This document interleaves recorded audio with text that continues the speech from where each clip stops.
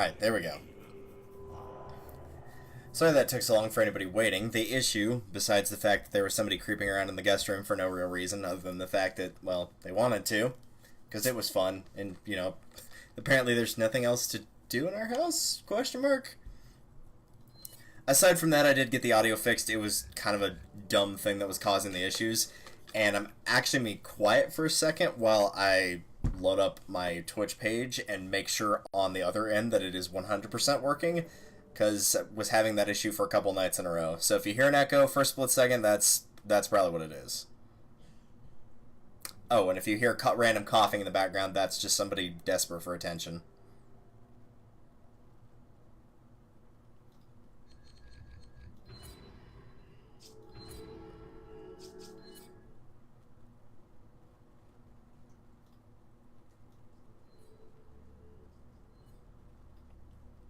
Alright, that sounds pretty good, but I'm going to kick up the audio a bit more on my end. Not too much, though.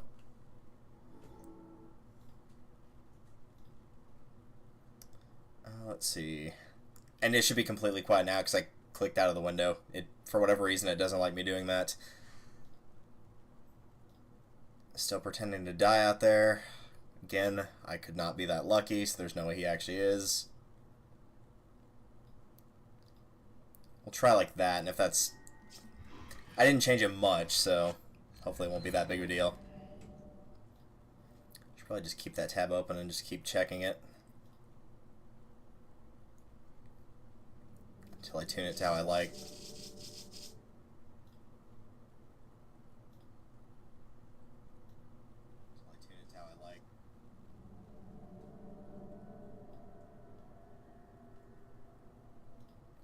Helps if Twitch doesn't try to crash on me. Again, I'm just messing with these to get an idea of the sound.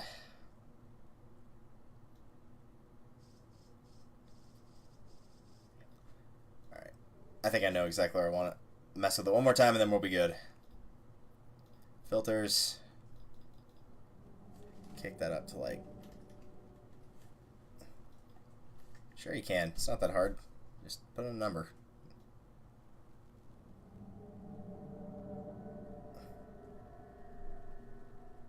There. No, I want to go back there. There. Alright. That's about where I want it. I can, again, screw with it when necessary. But for now, that should be good. So, last time I tried to do this, I had a driver crash on me, and therefore did not actually get any of it properly saved, or part of it was, but I wanted to have the whole thing here.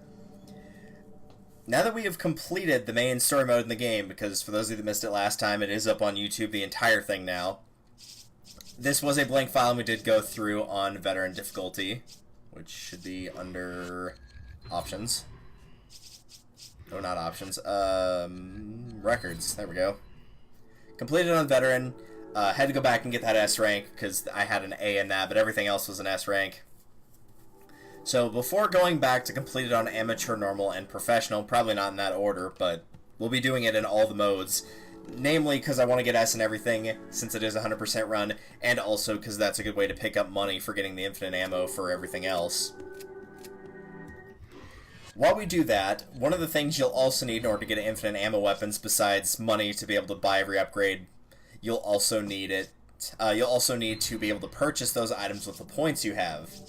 Now, when you last saw this, I had exactly 3,500 points, and now I've got 137,500 points.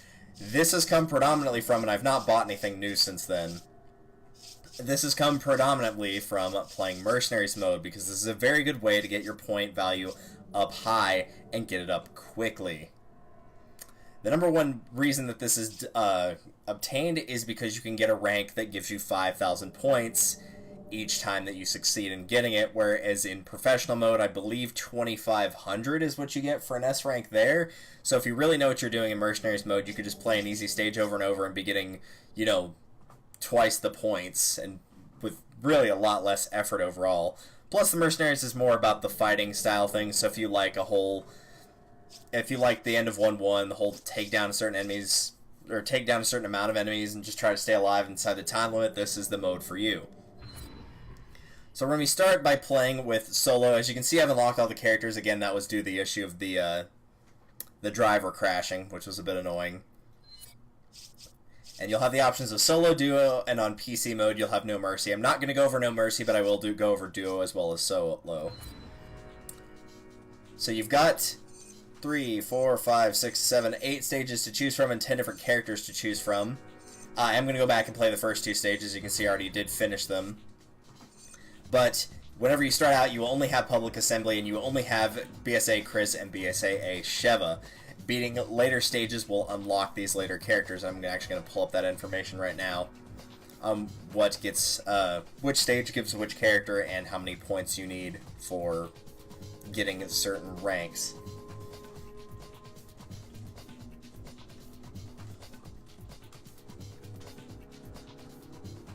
Let's hope the wiki is not useless. That. Here we go. So your ranks, in order to get certain ranks in this, and yeah, you do get 5,000 for SS, I was correct on that. You will pick up points going throughout the stages, and in solo mode, what you need in order to get the ranks are as follows. Anything between 0 and 9,999 is a D rank, 10,000 plus is C, 20,000 plus is B, 40,000 plus is A, 60,000 plus is S, and 90,000 plus is SS. Let's see here. This is spaced out rather weirdly, but let's see if I can do this correctly. Completing a stage with an A rank will get you a new character, and completing the stage with a B rank will get you the new stage. Which I don't think it actually shows that here, but that is what you need, is at least a B rank to get the new stage. In order to, let's do this a little bit easier way. Public Assembly, whenever you get an A rank in that, you will unlock Jill Valentine's BSAA outfit. Completing the mines with an A or higher will get you Midnight Wesker's outfit. Completing the village with an A or higher will get you Safari Chris. Completing the Ancient Ruins with an A or higher will get you Clubbin Sheva. Completing Experimental Facility with an A or higher will get you S.T.A.R.S Chris. Completing Missile Area with an A or higher will get you Tribal Sheva. Completing Ship Deck with an A or higher will get you Battlesuit Jill, and completing the Prison with A or higher will get you S.T.A.R.S Wesker. So if you plan on getting all the characters, you will have to get at least an A rank in all of those stages. When this goes up on YouTube, I will link the wiki so you can get an idea of how much each melee move does for damage, because those are important things to know, as well as the score value for each enemy. Really, the big thing to know for most of them is they'll give small point values, but getting high combos is the way to go here. And we'll get into that when I actually start the stage.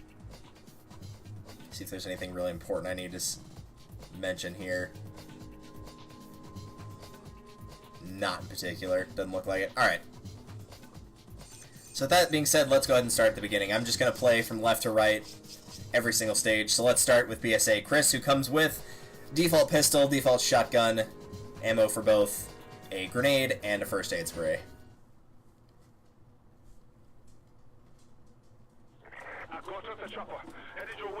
So when you start up each of these modes, it will put you in a sort of random spawn point. There's a couple places it can place you, and it will pick one at random. And then it will give you 2 minutes to defeat as many enemies as you can. Now, in saying that, you can get time back by killing a zombie with a melee kill, which will give you 5 seconds, and also breaking the clocks that are around the area. These will give you either 30, 60, or 90 seconds, depending on the individual clock. Usually, most of the time, it's going to be 30 or 60 seconds. The 90 ones are pretty rare. There will also obviously be items that will be hidden in the layout by default, as well as enemies will drop items too. So typically the idea for most of the stages is to pick up all the time first before you actually start attacking any enemies. Because then you don't have to worry about running out of time and thinking, oh, I should have gotten that clock, and completely forgot about it. So memorizing the clocks is a big deal in this. You can still pull up the map with M just as you would in the story mode, but I'm not going to be doing that because I know the maps pretty well by now.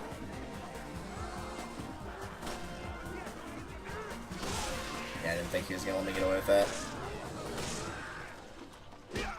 Trying to find this chicken that just ran away. There it is.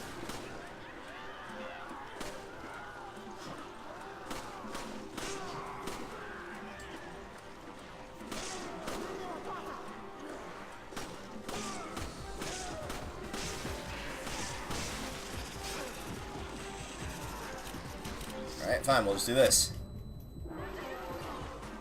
There we go, chicken's dead. Good. So there are up to 150 enemies that can spawn in the stage. Get out of here. Up to 150 enemies that can spawn in the stage, and again, you want to try to get the combos. The reason I wanted to kill the chicken is the chicken does count as one of those 150 enemies, so make sure you get rid of that if you are trying to kill all the enemies in the time. That can't be done in every stage, but this stage it's pretty easy to do by and large. So it is at least possible.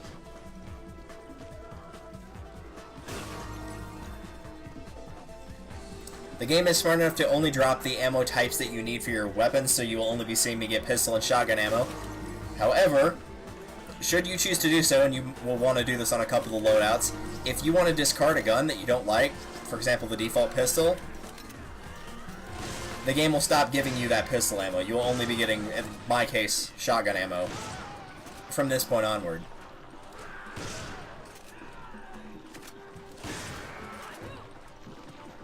So by doing this, you can forego weapons that you don't like, and you don't have to worry about keep picking up ammo for something you don't want. One of the best skills you can have for playing Mercenaries Mode, especially on PC, is being able to go into your menu and quickly reload your guns, like so, and do that each time that you do any kind of action that involves you not being able to maneuver about normally. So like stomping on an enemy's head, like what I was about to do. Stomping on an enemy's head, climbing like a ladder, jumping over something like this, picking up an item. Anytime you do that is a very good time to reload any gun that you might need to. At the very least, check to see if you will.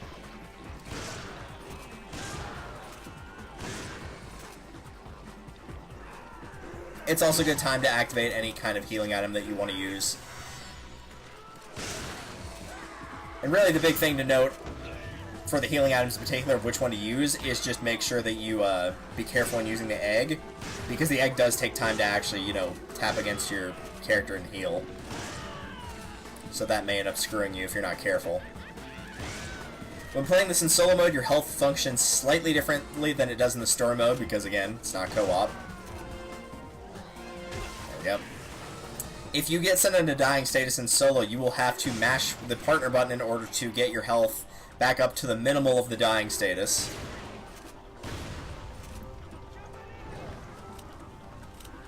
Might be able to get away from him. And if you manage to do so... Oh, that actually went off in time. No way. And if you manage to do so, then you can remain at the minimum point of being healed. Yeah, I had a feeling that was going to happen. But if you get hit again, it will knock you back into dying status, and it's going to be a lot harder to recover from that. And it will eventually get to the point where you just won't be able to recover at all, and you'll die unless you heal yourself. Yeah, I didn't think I'd actually be able to keep that, but oh well.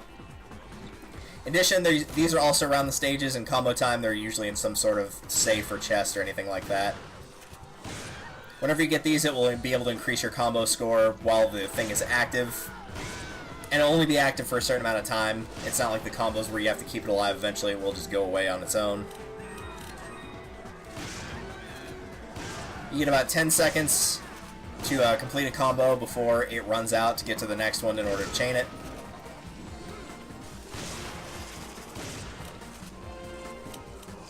Yeah, I'm just going to get rid of that guy.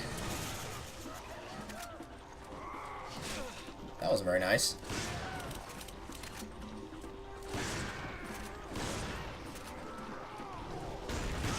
Oh, hi, Executioner. There are obviously also mini-bosses that are in the stage. However, they're not typically as difficult as their story mode counterparts.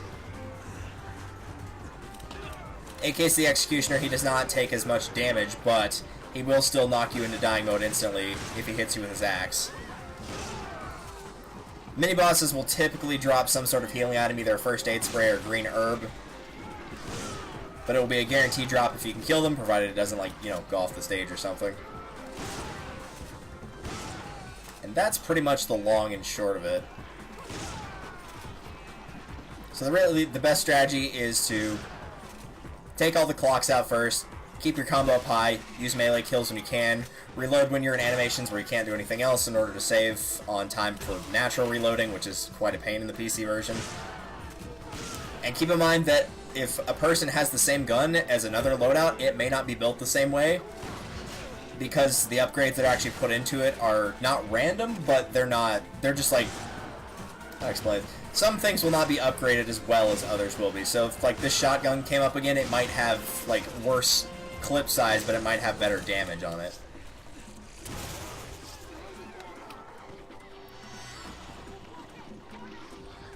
Grab that flash grenade.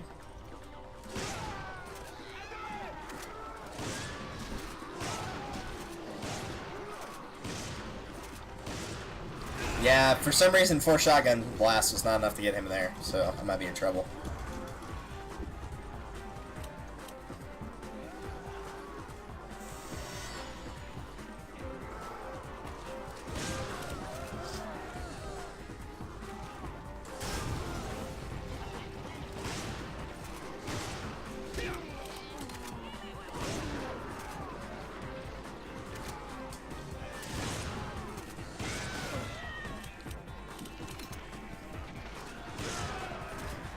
And I'm already good on the SS rank for this, thankfully.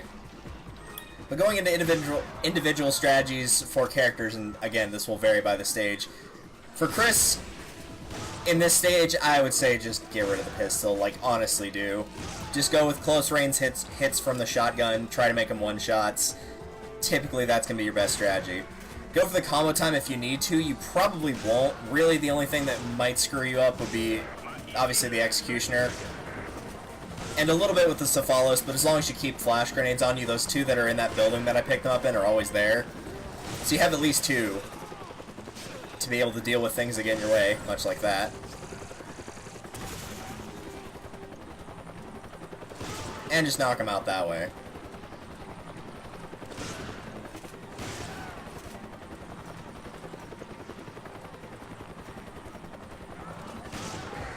There you go.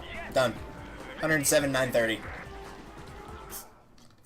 Not like a world record or anything, but good enough to get the SS, and that's important. So after you're done, it'll tell you how many enemies you killed, max combo, your overall score, and then your rank and how many points you get in order to buy things. Yeah, that wasn't the high score set last time, but that's fine. Again, we're not looking for perfection here. Safari Chris comes with different pistol. Can't remember the name. I think it's like the M92F or something like that. S3 shotgun, 2 rocket launchers. Not sure why they gave him 2, but it does explain the smug grin on his face. And some ammo for the shotgun and pistol. Really, the only downside that Safari Chris has, especially in this stage, is the fact he does not start with a healing item. And that's something you have to watch for with some of the later loadouts, where characters have really good loadouts but no healing item. So it's kind of a way to counterbalance the fact that typically the early game characters will not have that great a loadout, but they will have at least a healing item to deal with things.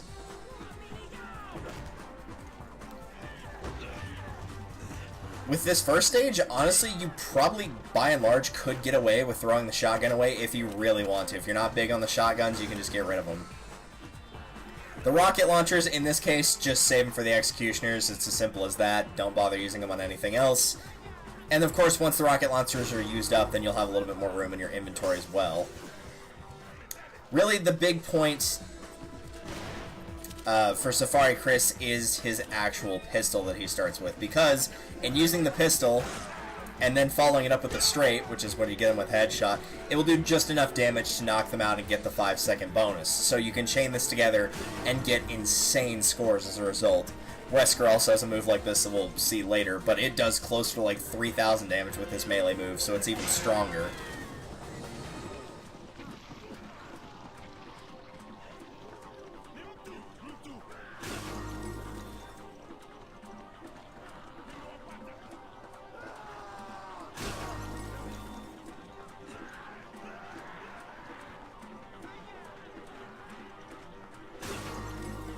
one up there?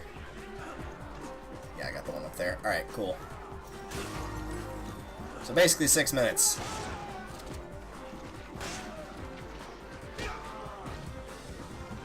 One of the better spots to stand whenever you are doing the strategy where you're constantly getting kills by using straight is honestly just up on the roof right here. Enemies will spawn in specific spots, examples being back there, over here, but they have certain spawn points that they like to go to. And 2 of them are over here in this section. Which makes it a pretty good spot to stay. The only downside is when you get near the 150 kill limit, should you do so, the last 15 enemies will not spawn until the previous 135 have been killed. So if there is something that's just roaming around that's like way far away, you are going to have to go and find it. So if you're going for a perfect combo, which is the 150 combo, which is very hard to do, but possible, then that means you're going to have to spread out and make sure that you've gotten everything on every corner. And that does include the chicken, of course. I guess that might not have killed the Agitator Magini. Probably because the Agitator Magini has a little bit more health than the normal ones do.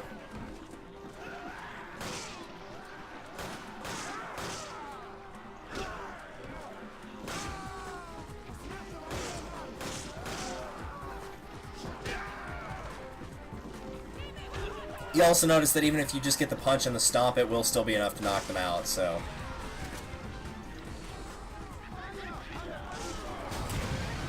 Alright, that takes care of that.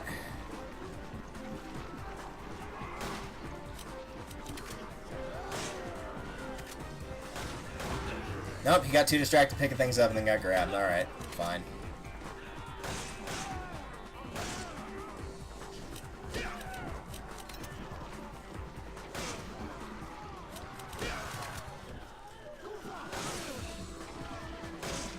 The critical headshots can mess you up in this mode, and more often than not they will.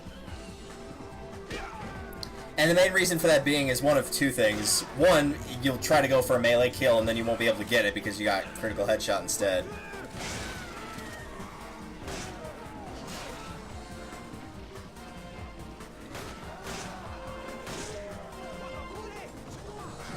Yeah, I had a feeling that was going to happen. And the second thing being that enemies will often get in the way with their corpses. Like, you'll get a critical headshot. Alright, fine. Let's do this.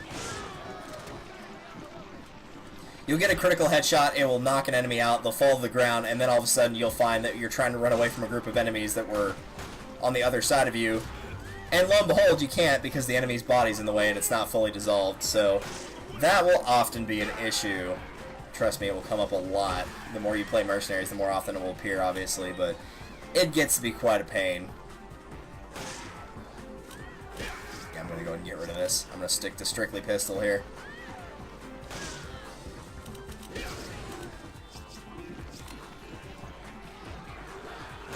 So I won't have to worry about any of that shotgun ammo coming back up.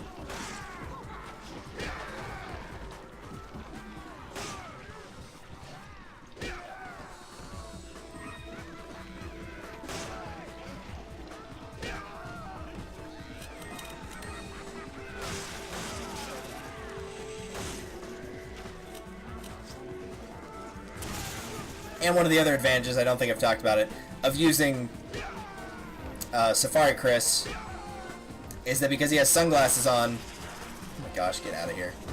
Fine, you can do that too. I'm still throwing this flash grenade whether you want me to or not.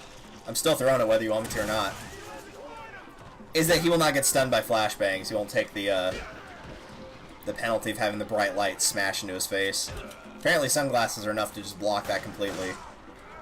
They're not, for anybody wondering. Like, in reality, they're not.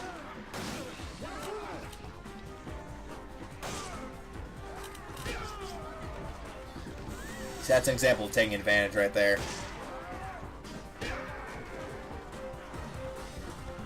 Just equip the rocket. There you go.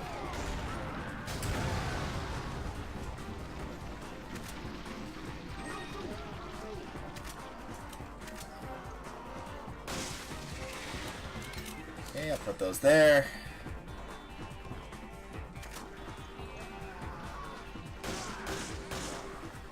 You'd be surprised how quickly you run out of ammo, too, for guns. Even if you have like 100 bullets in this thing, in Mercenaries mode, that will go by way faster than it would in the story. Because you're not typically conservative with your ammo here. Not as conservative, anyway, as you would normally.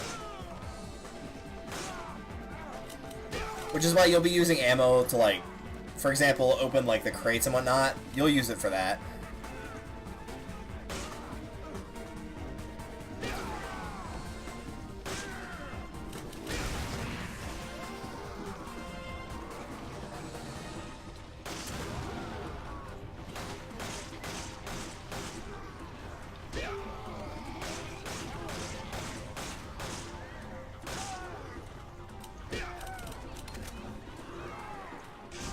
No, you don't. Get out of here.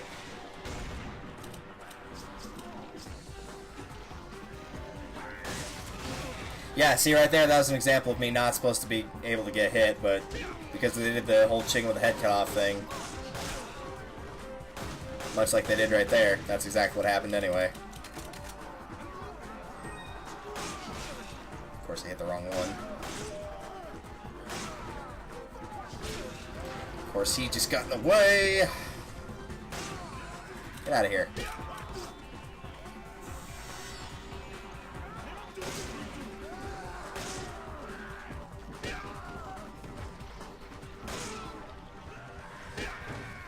Did I not kill that other guy? Get out of here.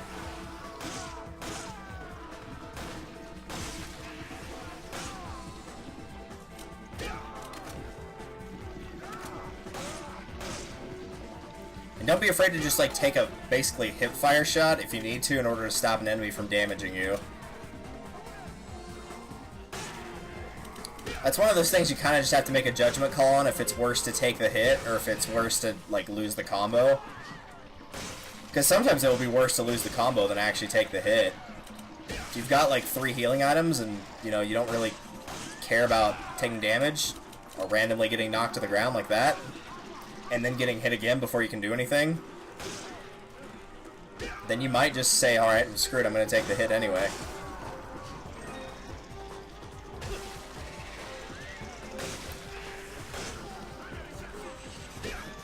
You can also obviously use it to get through invincibility frames. If you just run up to an enemy and punch them, even if they're in a crowd of other things, there's not really a whole lot they can do.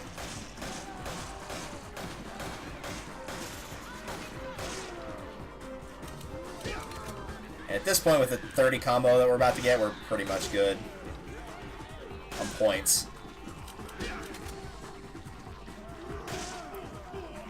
And if you know you've gotten to the S rank, don't be afraid to, like, just not kill enemies and just let time run out and just keep away from them.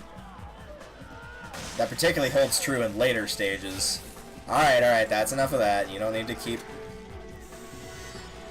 Cephalics are especially bad in this. In case you couldn't tell, they're very annoying.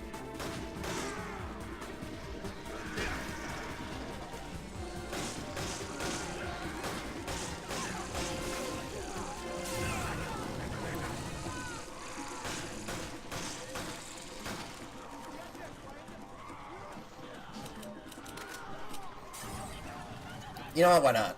The proxy bombs actually are not horrible in Mercenary Mode. You can use those to set up for phenomenal combos, especially whenever you're about to grab a combo time. In fact, it's kind of fitting because there's a combo time up there in that chest, and they give you proxy bombs down there, so usually you can grab one of those if you got the inventory space, climb up the ladder, set one down immediately, and then go and pick up the combo time, and pretty much right after you pick it up, it'll explode from somebody that tried to follow you. And you're likely going to get at least 1 or 2 more people that were right behind him on that ladder.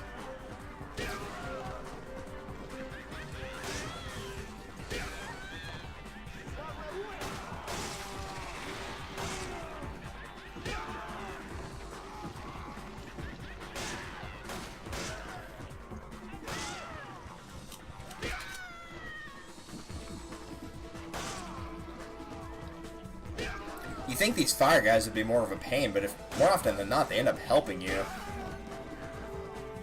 Just because they'll throw, like, their fire, but they'll throw it into a group of enemies in front of you. So at the very least, it'll stun everything else to try to get in your way. That's the big deal you have to... Another big deal you have to worry about whenever you're using this strategy is making sure that you don't hit an enemy while they're running, because otherwise, instead of them holding their head, they'll just trip and fall.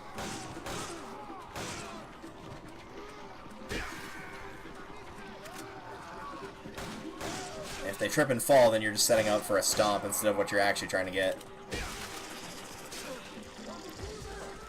Speaking of things I'm not trying to get.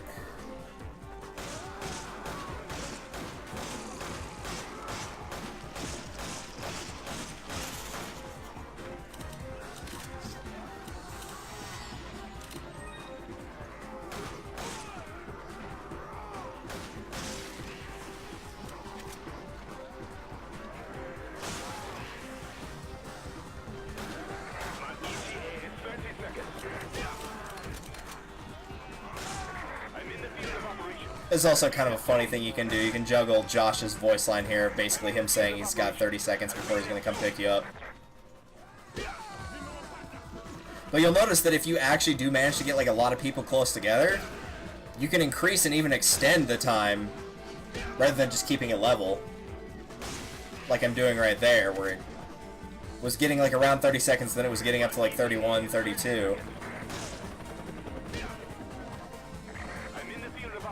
See, now we're getting close to the bottom of the barrel for enemies, so there's probably one that's just hovering around somewhere.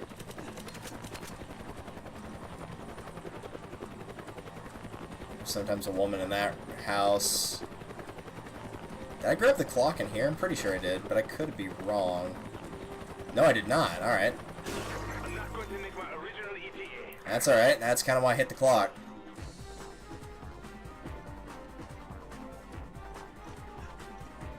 I know I killed the chicken because I hit it with a shotgun. Yeah, this guy right here. So once you knock this last guy out, you're going to start getting it in. Yeah, there you go. Just a couple of them that were just hiding in the corner. You do get a bonus for clearing out all the enemies and still having time left. You actually do get a bonus time-wise for that as well. But if you cleared out all 150, I'm pretty sure you're guaranteed to get the S rank. If you missed it there, I'd be stunned.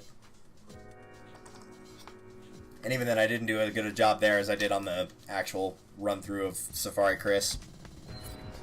S.T.A.R.S. Chris, who probably has my favorite loadout with the machine gun, Magnum, and the grenade launcher. Grenade launcher can be useful in some levels. This one, I tend to just forgo it, honestly. Not really a big fan of it. Some stages it can work, especially if it's given the right ammunition, but again, I'm not big on it.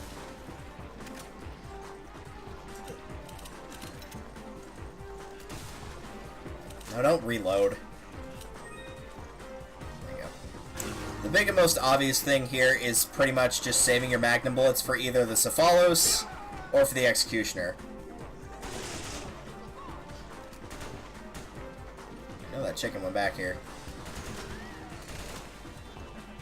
Come on. There we go. Speaking of which...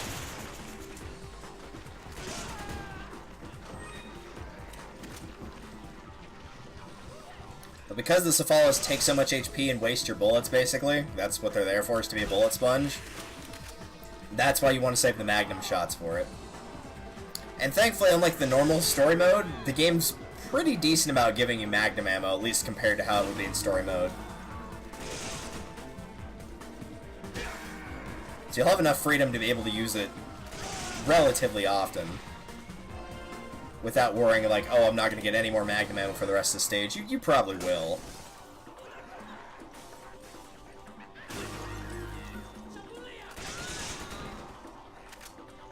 That's not what I wanted to grab.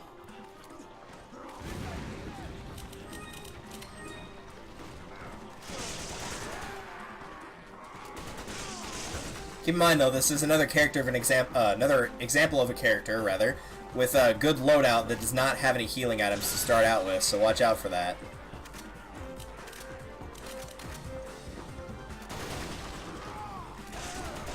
You will also probably see me do that a lot with any machine gun-based weapon, where I just smash through a door that way, because it takes less time to do that than kick open the door, especially if you know you're going to go back through that door at some point.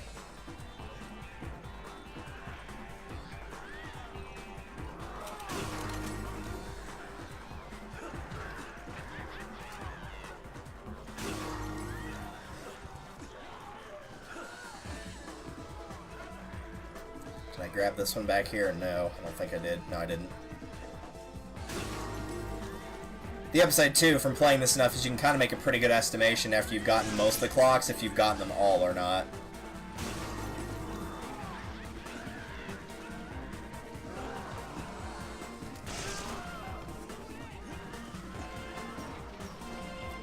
Really, the biggest downside is if you have the DLC for this game and you play Mercenaries Reunion, the stages are still the same, but the clocks are laid out differently, and so it will definitely mess you up if you're not used to it.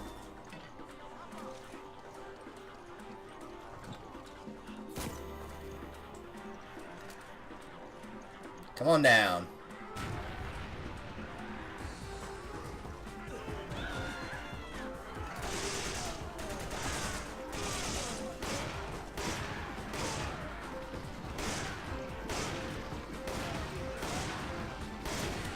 Of course, the Magnum also offers a really good opportunity to just do that and get a really high amount in your combo time.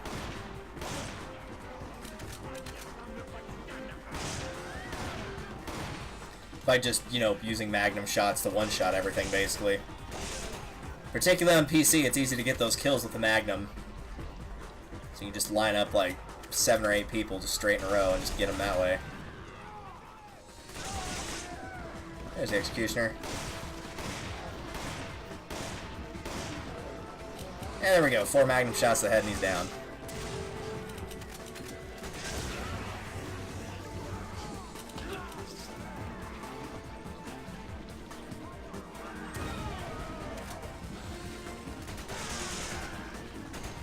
You will notice though with the machine gun Magnum loadout, getting the melee kills is not very high on the list of being able to do easily. So keep in mind you're probably not going to get like the insane melee kill bonus of being able to chain things together like I had previously. It's just not that easy to pull off here.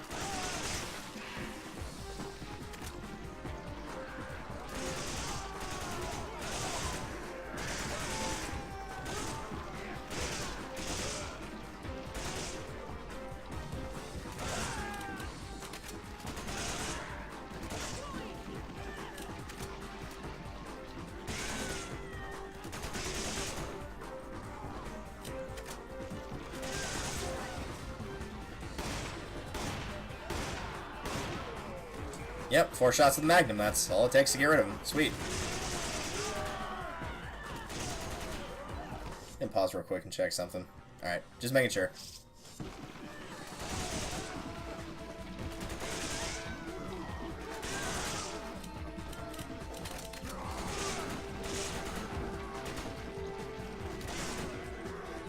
Rolled so far in front of me, I couldn't even get him there.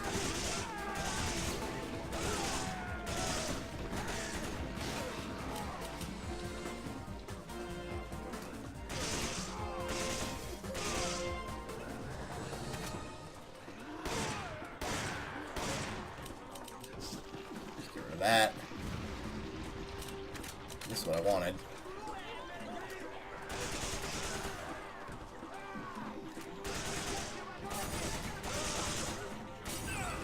Of course, managed to clip the edge of that one.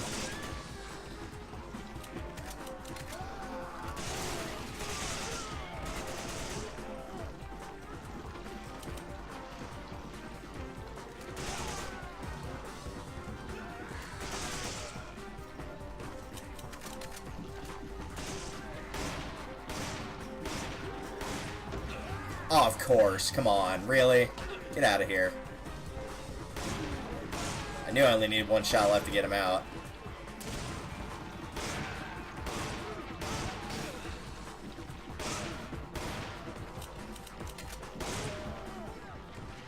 That's also a big one, too, is using that manual reload for the Magnums. Because you really, really don't want to reload those with, like, the game's way of doing it. It will reload it incredibly slowly.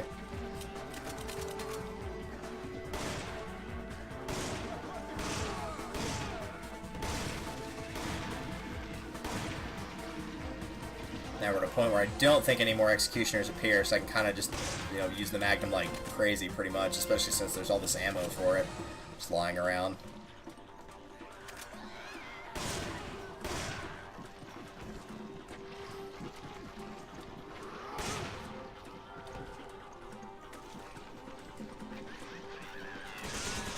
It's another upside to this loadout, is if you really don't want to use one of the two guns for a while, and you just kind of want to stockpile ammo while using the other, you can. A lot of loadouts do not get that privilege. It's if you you need it when you need it, and if you don't have it, well then too bad. A lot of the characters that have 3 weapons are like that. They have one for certain situations, one for another, and one for another, and if you need one of those guns and don't have it, then you can't really pick another option, because there's not really a good one.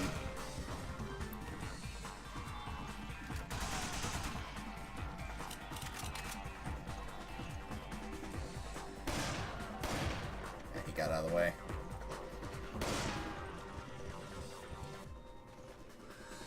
My ETA is 30 seconds.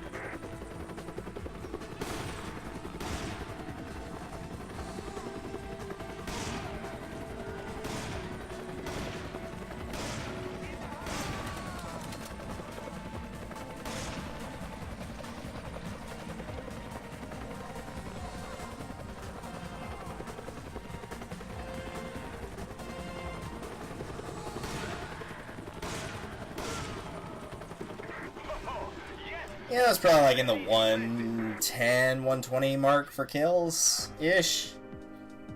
Yeah, 126. One of those things you just kind of get used to getting an idea of where it is. It's 138, 470. That might have broken what I had. No, not even close. Never mind. I'm apparently full of it. Alright, that's all of Chris's outfits. Let's move on to Sheva's. Starting with her default of BSAA. I would argue hers is, her starting loadout is a lot better than default Chris's. Don't really care for the pistol or the VZ by themselves in story mode, but here they're passable. Really, the rifle is the big component that makes her good. This is her high-powered weapon compared to Chris's, who has the shotgun.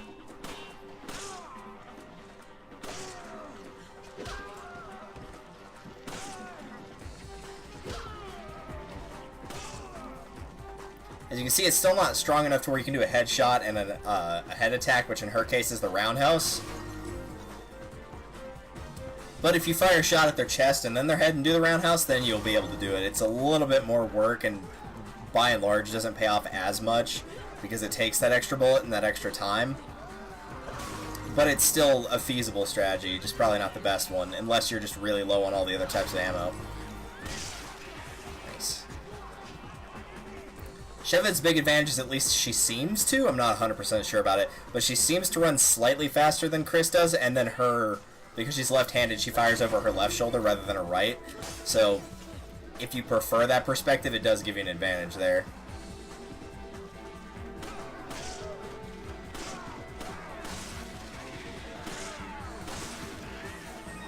I don't think I killed the chicken, did I? Did he just drop that naturally? Yeah, he totally did. Normally killing the chicken will drop a gold egg automatically. So that's why it confused me to see him actually drop it. It's nice to see him drop it because the gold eggs stack, so you don't... There's one character loadout in a Mercenaries Reunion that actually gets the 5 golden eggs. But typically, you're not going to get so lucky.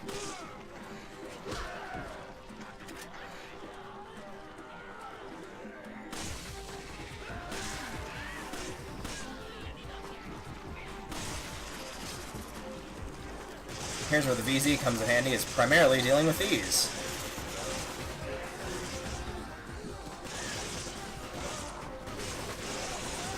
Because here, really, the VZ is primarily used for crowd control rather than anything else, which is weird, because usually that's the shotgun's deal.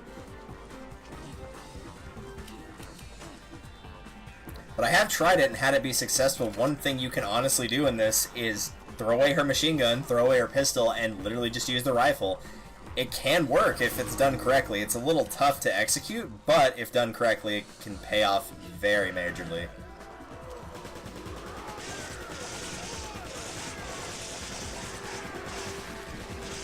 It's really the only big draw to the VZ, since its power is so low, is that it has an incredibly high clip size. So if you do need it to get rid of a group, you're probably not going to have to reload, like in the middle of destroying that group.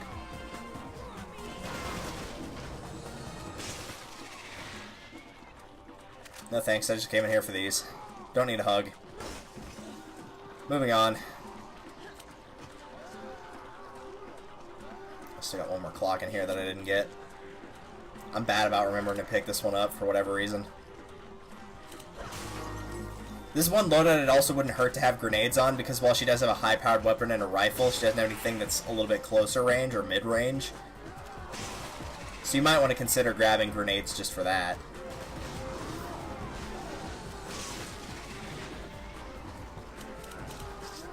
Kind of like right now.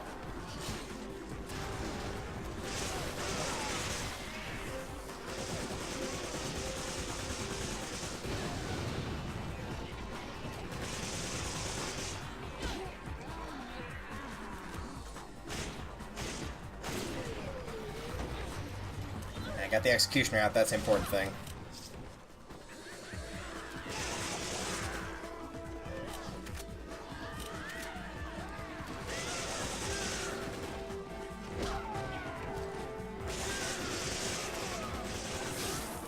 Oh, it's a follow, it's lovely.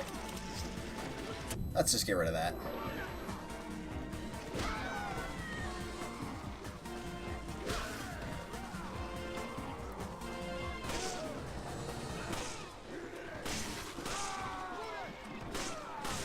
Flashbangs are also pretty useful in that regard. If you've already damaged an enemy, and you do throw a flashbang because it always activates a head stun, then you can go in for a roundhouse right after.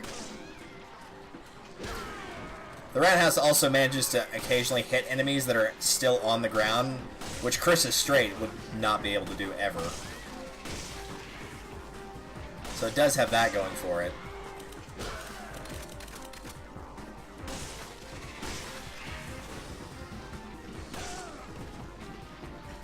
I'd recommend avoiding Impale unless you really need a lot of time to reload your stuff, because it does eat up a lot of your time just sitting there waiting.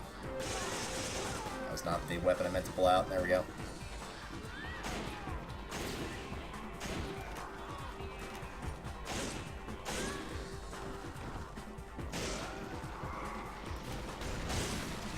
Where's the executioner? There he is.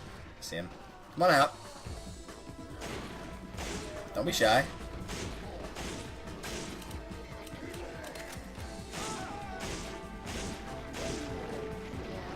So what, 7 shots with the rifle? It's not bad. It's better than having to unload like 100 plus VZ clip into him.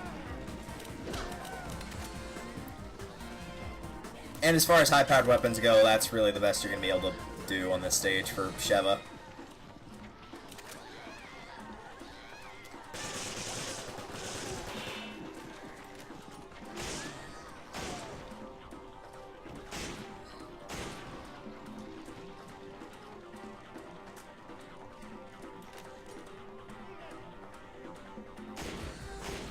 Right in the butt. And don't worry, I saw the executioner coming.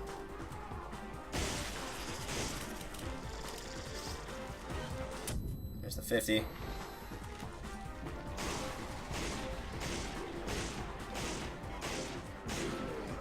Okay, so 6, not 7.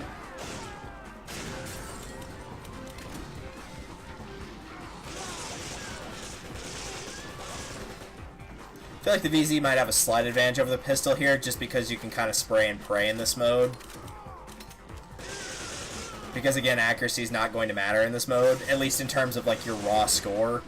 Obviously you have to hit things, but it's not like you're going to get an accuracy penalty for doing bad on this like you would story mode, in order to give yourself a proper rank. There's a bit more leniency as a result.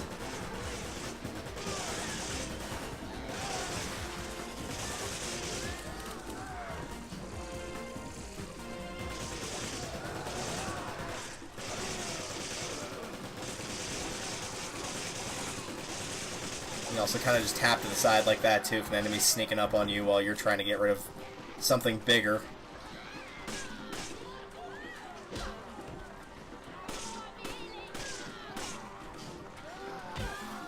Nice.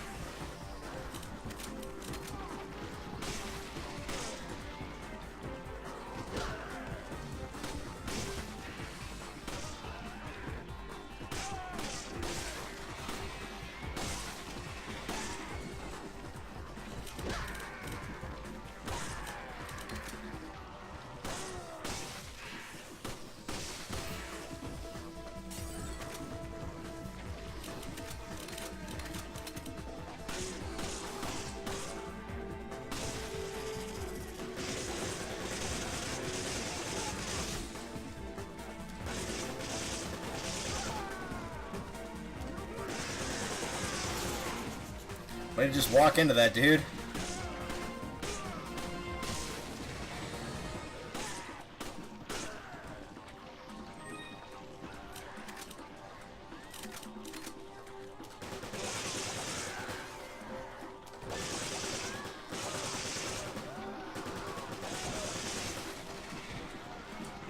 We're about out on time for this stage, but the good news is we basically have a 100 combo, and a 100 combo will definitely get you the full amount. It looks like we're really far away because we're only at 58,000 and you need 90, but trust me, this is a plenty good score for SS.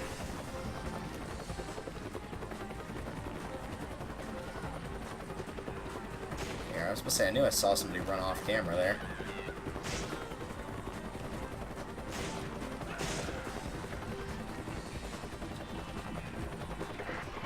Yeah, there you go. See? 160. It looked like it was really far off, and then they added 100,000 points for the 100x combo, whatever it was. 106. So plenty fine. That actually did break the record of whatever I had on her previously. It probably wasn't very good, because I think that's what I started with, was default Sheva. Alright, Clubbin Sheva. Comes with the AK-74 shotgun. Machine gun, jailbreaker, shotgun, and unfortunately the bolt-action rifle, which I would recommend in pretty much every stage, throwing that away. The bolt-action's not bad in story mode. It's good for its high power. The problem is, this is Mercenaries mode, and you need stuff to be able to shoot and reload quickly, and the bolt-action rifle does not offer that. The upside is the AK is incredibly strong compared to most machine guns.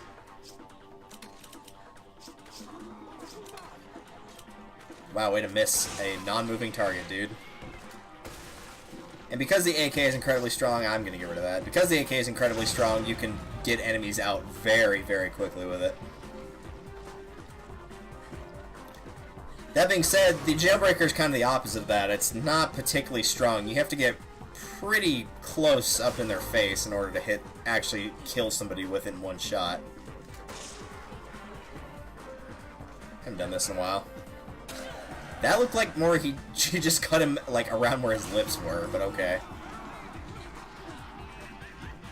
I would recommend, however, saving it for the boss because the Executioner, being a bigger target, if you're right up in his face, will absorb a fair bit of that damage.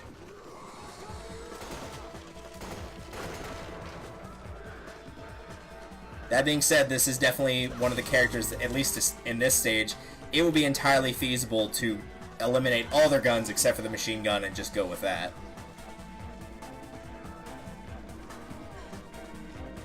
There's some stages you'd want to save the jailbreaker. This one you could do without. Like, there's a reason to keep it and there's a reason not to keep it, so really it's up to you.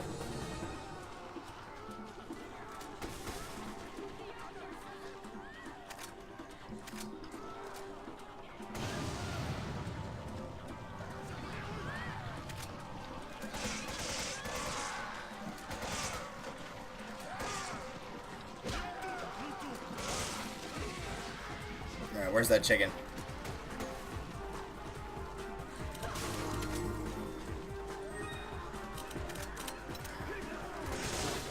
Ah, speaking of chickens, there's a chicken with its head cut off.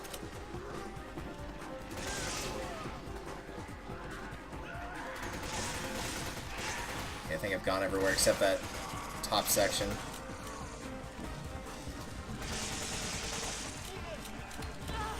Oh, for crying out loud. Get out of here. Here, you can try the jailbreaker.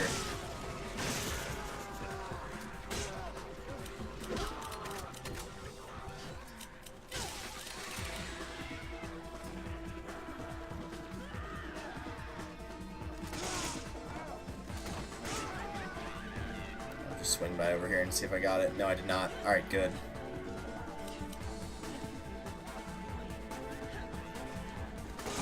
Now, obviously, as annoying as it is to mention it, another character that does not start their loadout with a healing item. That sounds like it's annoying to hear from me over and over, but trust me, whenever it comes into play and you realize they don't start with one, you'll wish they had.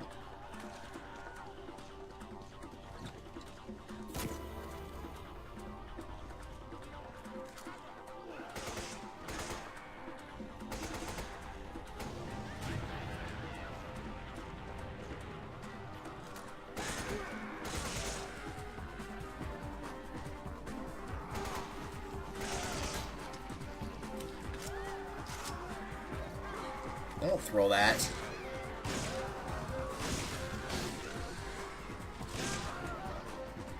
Hi.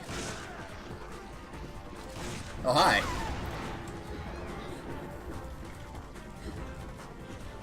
Just press the button. There we go. Yeah, that's something else you can do, is if you get a melee prompt while you're reloading, it will actually let you execute the melee prompt and give you the full reload.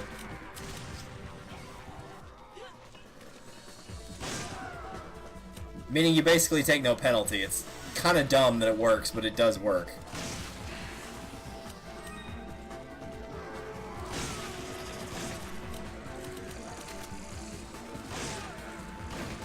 Oh, I must have knocked the Cephalus off.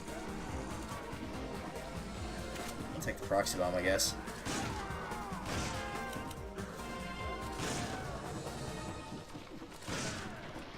So one of those loadouts where you typically don't have a lot of ammo on you because of not using the, get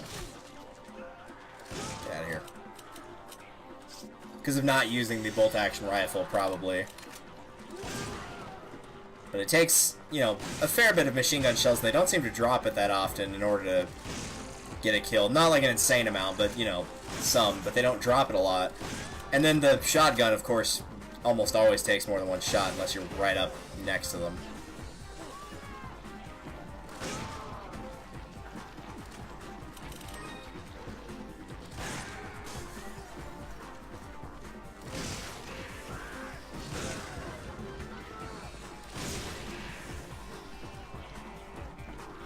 Oh, hey, guy.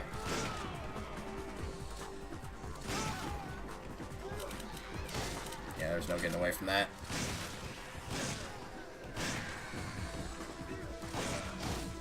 Hey. Should be doing that, boy.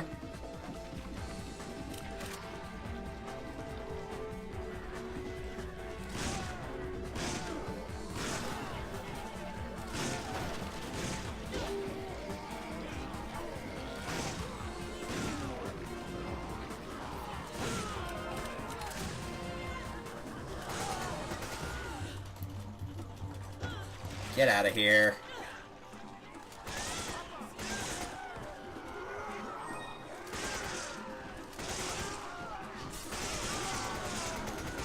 Don't think I mentioned it, but another good strategy is to kind of rabbit hop, like what I did just there, where you you shoot and kill an enemy or two, and then move forward slightly, just enough to get out of their grab or either their grab range or whatever they're going to try to hit you with.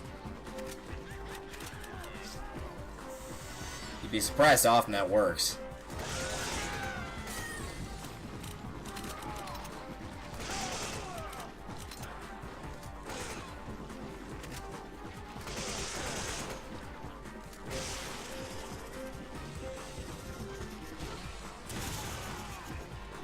I think I got that guy in midair. Nice. I don't think I've seen that happen before, but it looked funny.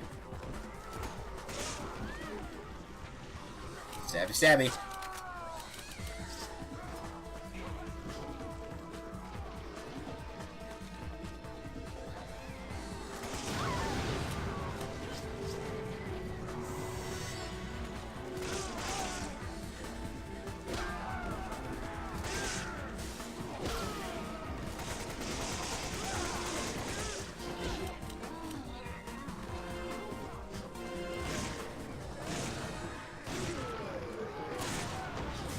That's something else you'll have to watch out for too. I forgot about it, but if a boss is like in the process of dying because they explode when they go away, they don't stay on the stage like they do in story mode.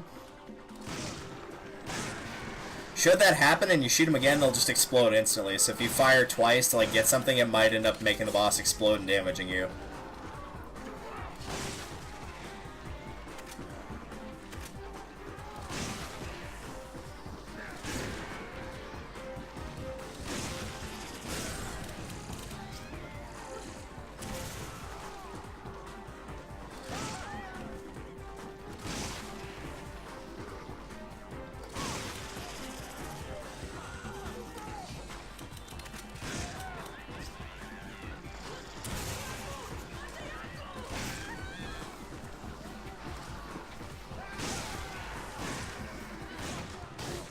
Oh, hi.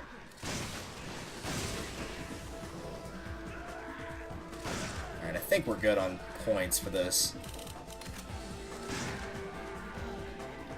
This one will be a little bit closer cut than the other ones, though.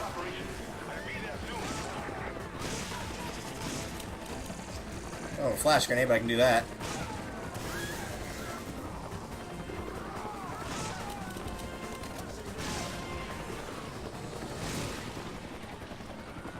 Apparently it worked.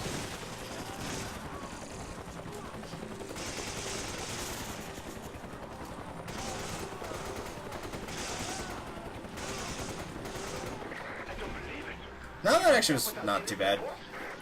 I was expecting that to be like in the 100,000s, not the 110s. That works.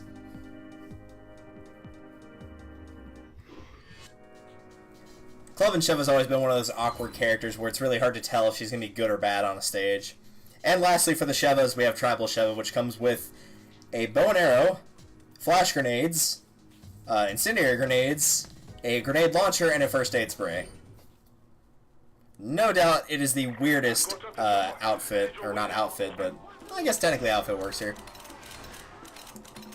No doubt it is the weirdest outfit of items that they could have given any of the characters. The longbow, or bow and arrow, whatever you want to call it, has no ammo you have to pick up for it, no arrows like you would with Krauser in Resident Evil 4. So it is infinite ammo. Yep. I don't care about keeping the incendiaries, they almost always get tossed instantly.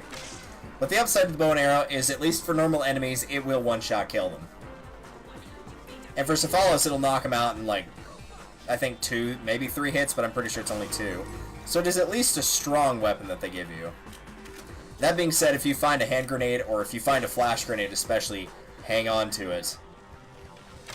This also means that you're typically not going to be picking up ammunition for anything other than the grenade launcher. It will come with ice rounds automatically, which are very, very good for this mode, particularly if you're playing the No Mercy mode, or whatever you want to call it. It's probably the best round you can have. The flash rounds aren't bad either, but honestly, the ice rounds are your best bet. And the reason for that being, if enemies get frozen by them, you can just melee them, and it'll be an insta-kill, and you'll get the 5-second timer bonus.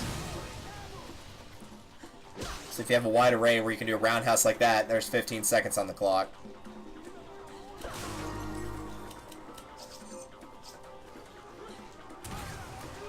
The other big reason you want to keep grenades on hand too is to get rid of the chicken, because killing the chicken with the bow is really hard. It is a very hard shot to make. So aside from the flash rounds, the ice rounds, and in one stage's case, the poison rounds, if you see electric rounds, flame rounds, don't even bother with them. Just leave them there. There's some stages I'd even say forgo the grenade launcher entirely and just get rid of it from your inventory, solely because then that will focus on getting you more things like hand grenades, healing items, and that will help a lot. Even though she comes with a healing item, this is one of the easiest characters to get healing items from drops pretty frequently.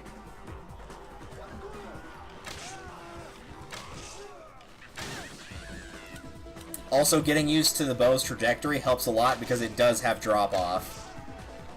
It's not too bad at close range like this, but long range it will drop. And it will drop a fair bit, too. Let's see how many arrows it takes. 3, 4, 5, 6, 7. 7 arrows to get rid of the Executioner. Just trying to get away from the explosion there.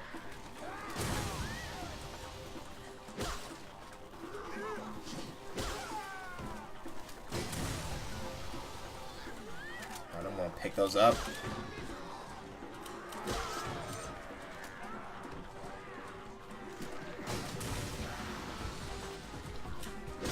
We'll just combine them for now, I guess.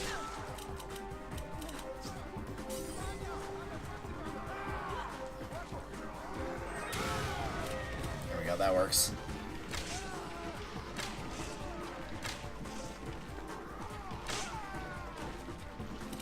Right. Yeah, I'd much rather have the flash rounds than the electric, sorry. That's basically a longer range flashbang, so if you get a Cephalos, it really just will not leave you alone. It's not to say don't pick the flash grenades up, but, you know, it's a nice backup to have. If you do this, then you can set a healing item to 3 instead of 2. So now you've got the flashbangs on 2 and a healing item on 3.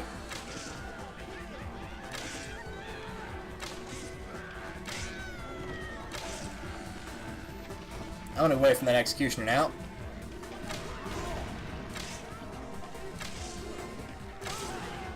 So really the idea for fighting him as Travel Sheva is to get like somewhere between 2 to 4 arrows into him, and then get a kill to keep your combo alive, and then keep firing a couple more times. So ideally you might need 1 to 3 Magini around the executioner in order to get him and keep your combo alive. Grab that first aid spray. Don't really need it, but might as well grab it.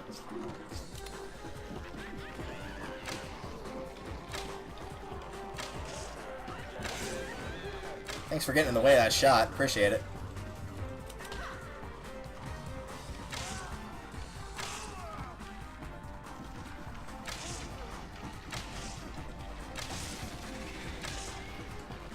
Move! Her drawing an arrow, even though I'm not firing, by the way, that is something that is preset. I'm not doing that and then just deciding to move afterwards.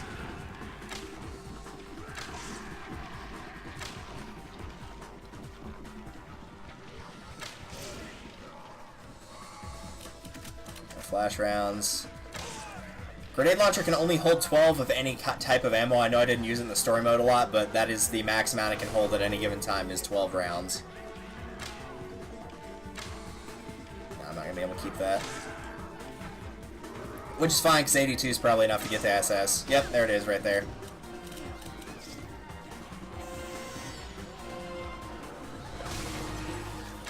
I think I might have just gotten a critical headshot on that dude. Get him out. There we go. You know what? Why not? Everybody off the building.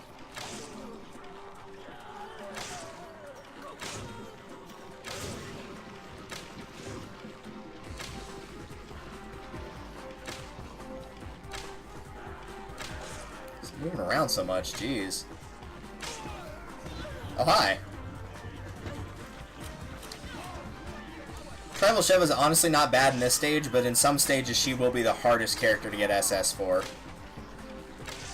And with this strategy you can see why. If a lot of characters have armor on or something like that, so it's kind of hard to hit them in specific spots with the bow and arrow, because really you're just firing a general shot. Because it's a one-shot, it doesn't matter where it hits them. As long as you hit them, it's fine. The only exception being the Cephalus or the Executioner. So you can shoot them in the foot and it's fine, but if you have to make a shot in the arm and only the arm works, then it suddenly becomes a lot harder.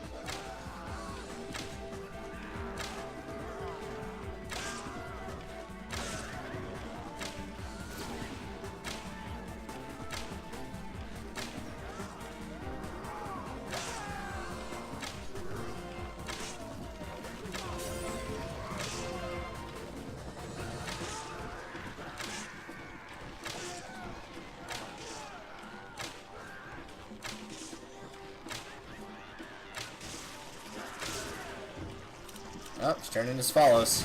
Away with you. So another thing you could do is you could just blind them and then shoot them that way. Makes it a lot easier when they're not moving around.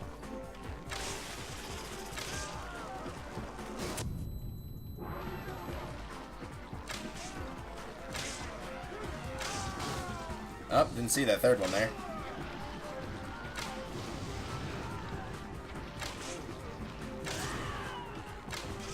How do we have this much time left on the clock? Didn't we already get a 50 combo?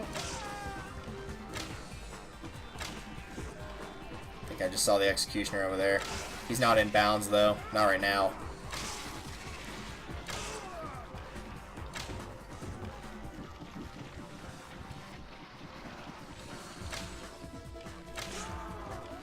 Could also have been just completely making that up in my mind. Get out of here. I appreciate you waiting for me to eat that egg before you actually attack me. Nope, that was it. Okay.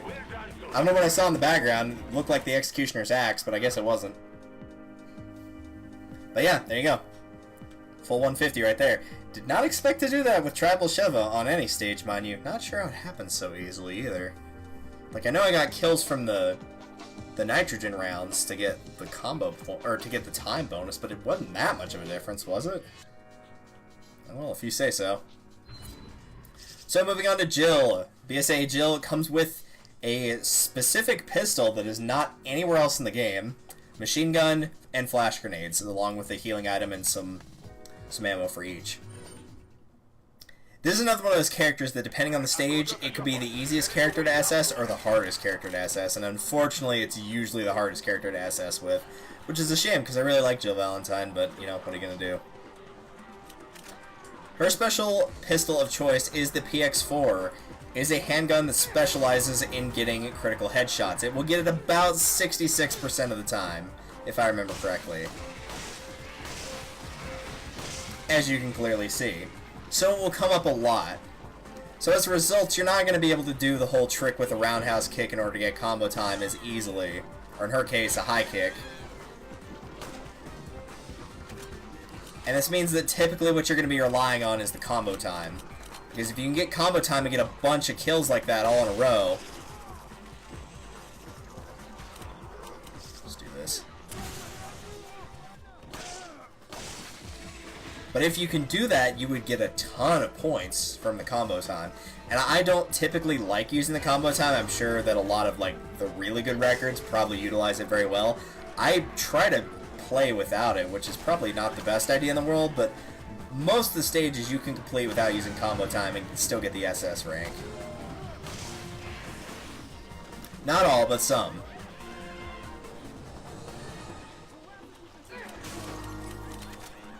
Where's the chicken? Ow! Chicken attacked me. Jerk. Like the flashbang. Anything that attacks it will kill it. If you want to use like the oh, what's it called? Just knock them off there. He'll be fine. If you want to use like the grenade launcher, flashbangs, anything will kill it in one hit that attacks it, so keep that in mind. That's one of the things that grenades are very good for. I'm not going to be showing off every single one of Jill's moves, because we'll be seeing them more in the DLC Lost in Nightmares and in Desperate Escape as well.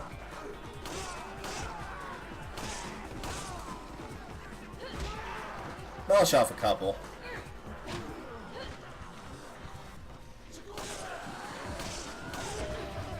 I can get the back one to work. That's usually the hardest one to pull off, is like the back knee.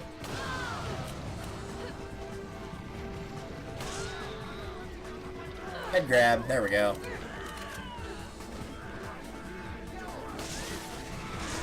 Thank you for doing that. I appreciate that, because I would have definitely gotten killed right there.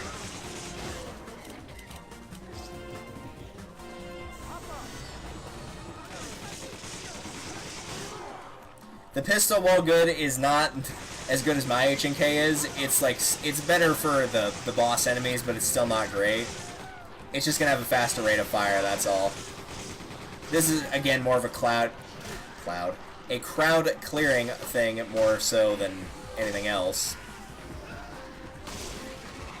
And really where Jill's inventory shines the best is between this pistol for the headshots when it's applicable, because some stages don't have a lot of normal Maginis, and that makes them a lot harder for her. But the flash grenades are also the other big thing. Used to both stun and deal with the Cephalos, because she doesn't really have a great way to deal with them without that.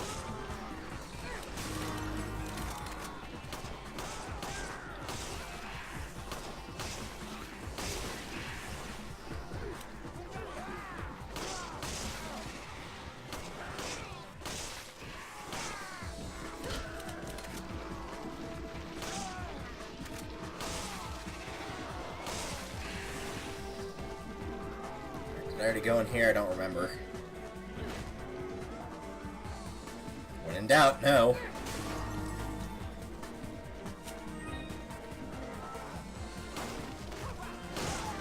Yeah, nice try.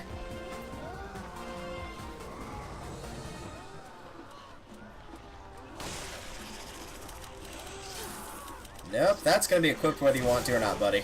Get out of here.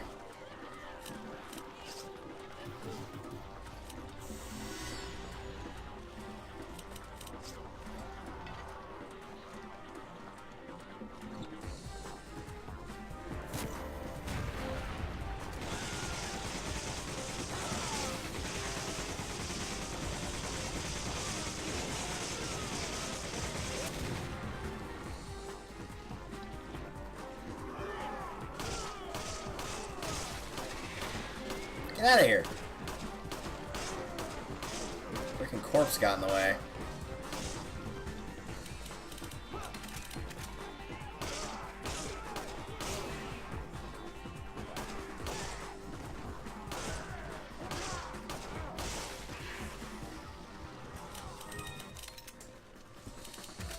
Okay, I've got machine gun ammo, but the problem is that's not what I need right now.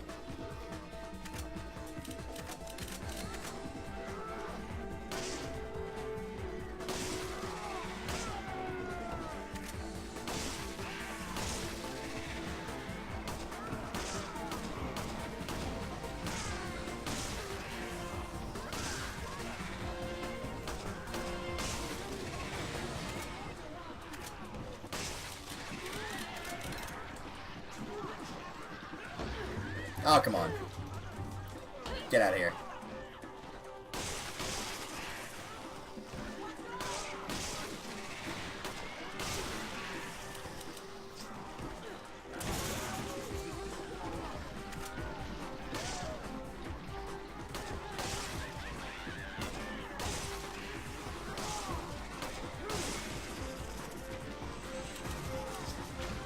Get out of here, Swallows.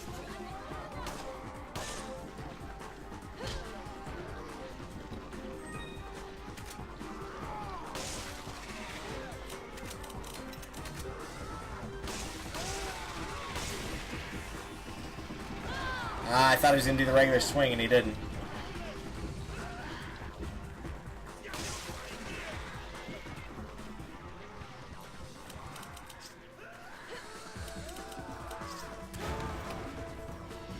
I'll buy a little bit of time.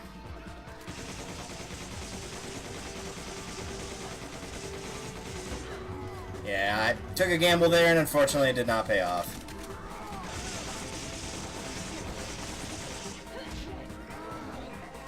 Get out of here. The other guy thought he was doing.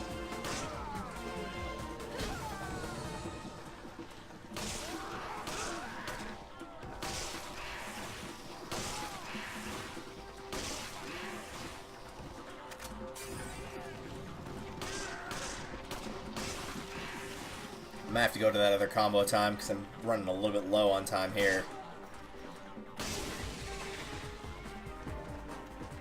Probably going to need the points from this other one.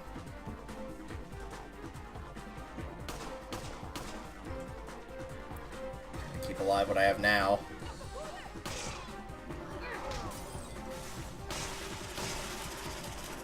Which is, of course, why they both turn into Cephalos.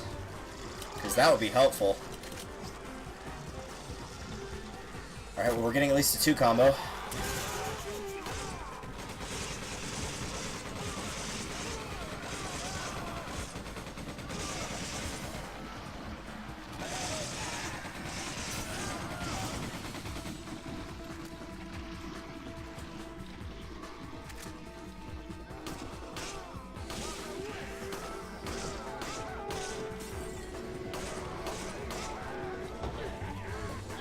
Well, we got it now, for sure. You.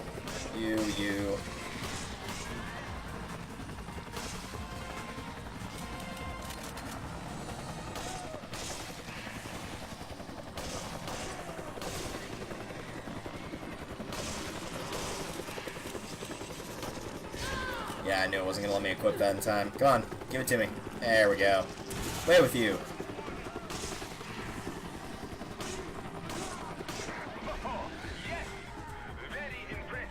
Not really, I kind of flubbed that one up a little bit, but I got it in one try, so good enough for me.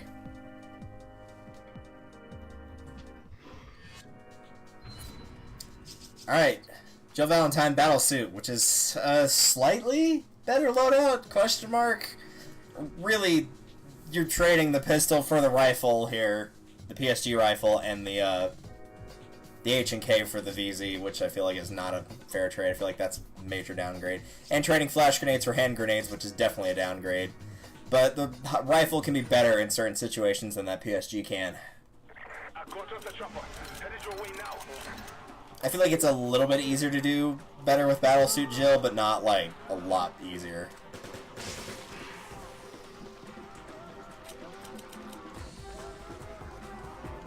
Like, if maximum difficulty is 10 and no difficulty at all is 1, then BSAA Jill is usually about an 8, and Battlesuit Jill is usually about a 7, maybe 6.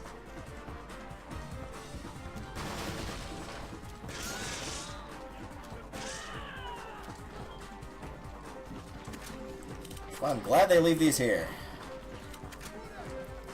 So the big strategy here is going to be get all the rifle ammo that you can, and then when you're ready for combo time, just abuse the rifle to no end. And really the grenades too, if you want to get like a group of enemies.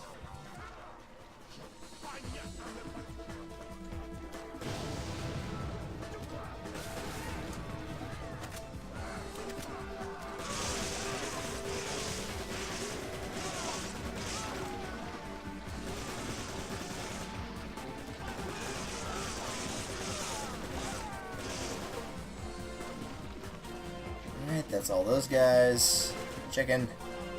Chicken's worth a lot of points too, so that's another reason to go after him.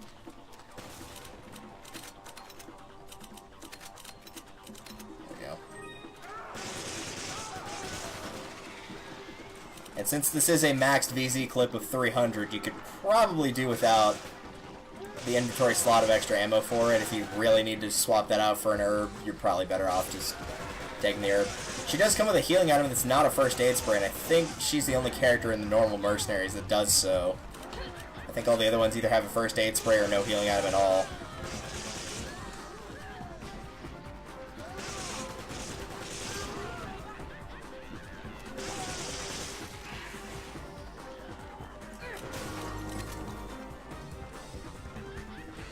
That being said, I'm going to avoid picking up any more VZ ammo for the time being. Just go for the rifle ammo, the clocks, and anything else I might find useful. Which is a nice way to say if they'd start dropping flash grenades, I would very much appreciate it.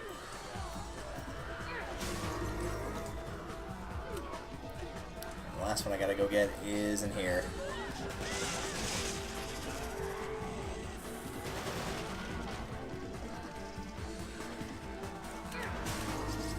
And I know that one is gonna be still out there.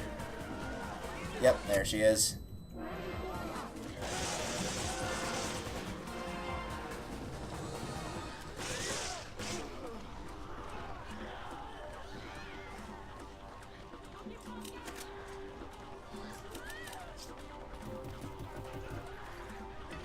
Just place that right at the top of the stairs. And let's do this. Executioner.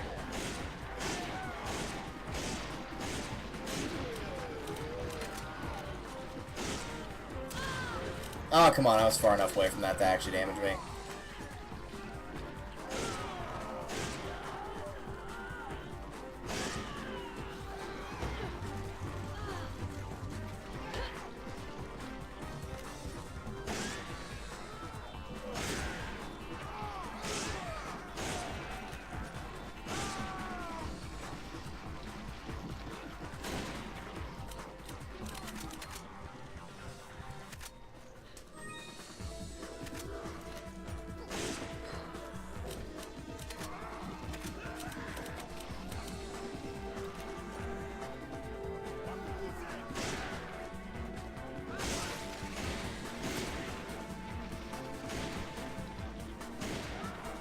Can't get him from there.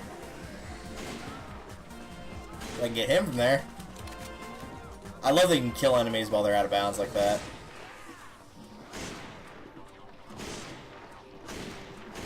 Which actually will come into play in a later stage where they tend to get stuck out of bounds, and so you have to try to kill them there if you want to get the next wave of enemies to show up.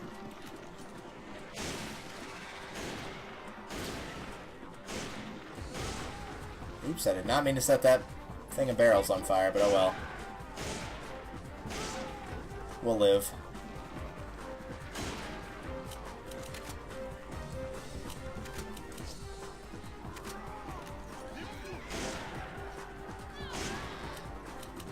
Really, the biggest downside to sniping with a rifle like this is if they drop any ammo, then it's going to be farther away.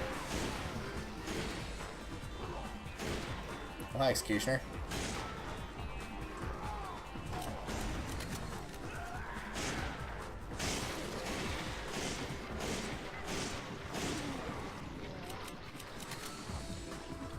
Nice try. I'm far enough away from you this time. That's not gonna happen.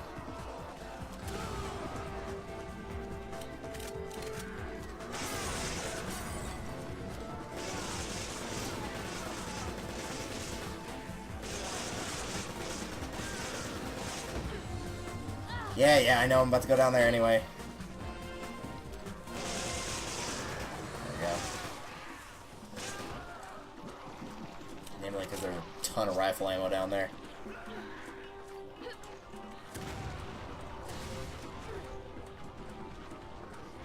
I don't think I didn't notice it wasn't there, or that it was there, rather.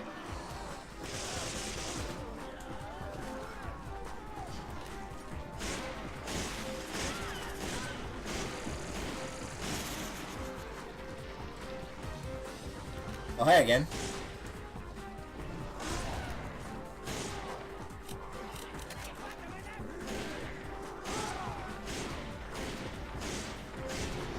My god, this guy never seems to take enough shots.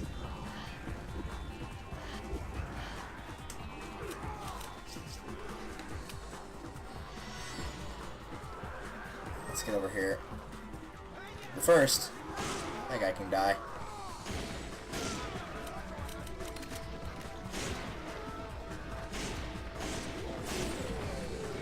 Also, there is a green herb up there, and you can climb up there.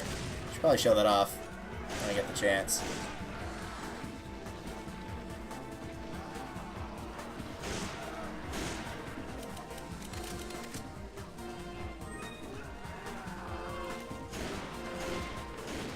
I'd be able to dodge that rifle shot forever.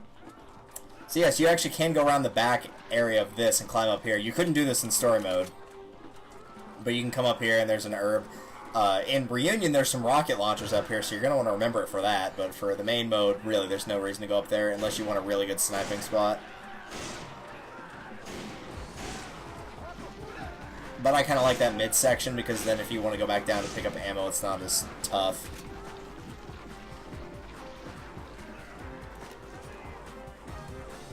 Oh, there you are.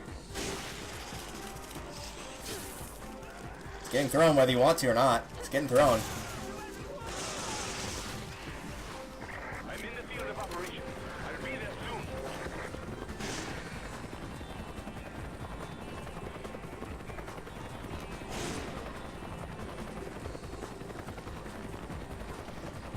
I have a feeling we gotta go kill that dude at the end for the rest of them to spawn. I think we got most, if not all of them.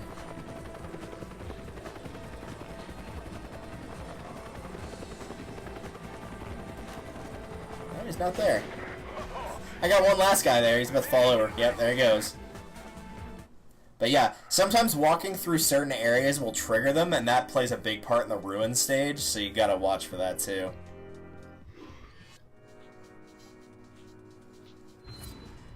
Alright, lastly, the Weskers, who easily have the best loadouts. Starting with Midnight Wesker, he's got a pistol, same one as Safari Chris, so you know where that's going.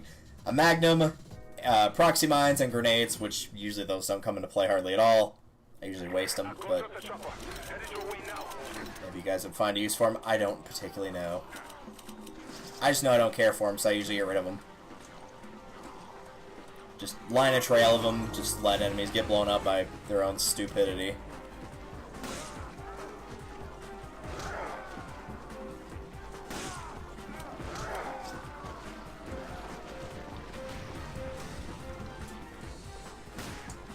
So here's where the strategy of using the headshot plus a melee attack really comes into play.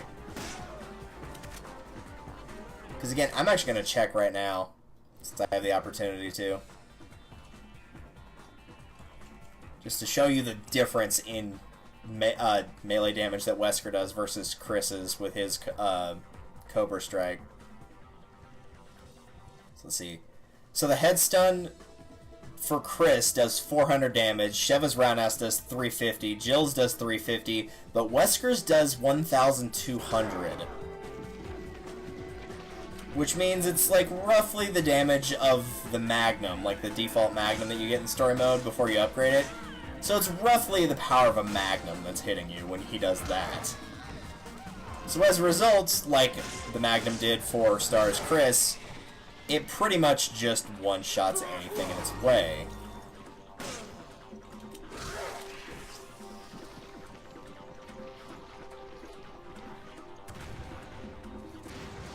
So I'm just gonna get rid of these, get rid of these. Because by and large, your inventory space is going to get taken up with pistol ammo, which is what you want. Some healing items, and that's about it. Okay, that looked cool. Let's just say it was intentional.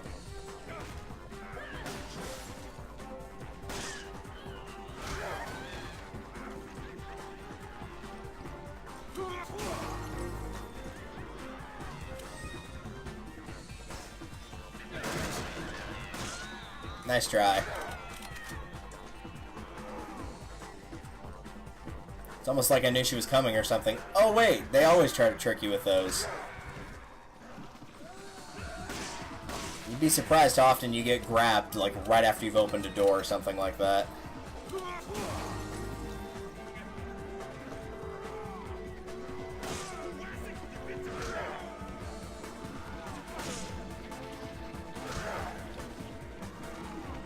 So I am going to go ahead and get all the clocks, but give you a bit of an idea of how insane you can get with the numbers on Midnight Wesker, particularly on this stage. I think the highest I've gotten was like...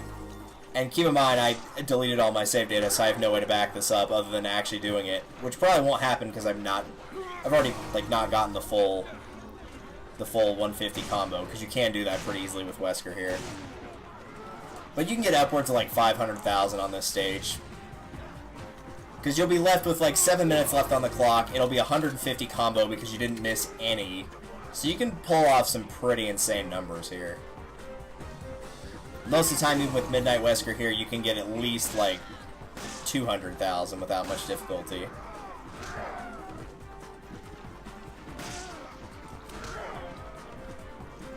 It's another upside to how strong his melee is too. You'll notice that I hit the guy next to that one down the hallway, and he died in one hit from it. Like, I didn't hit him with any weapon fire, it was just with a melee attack.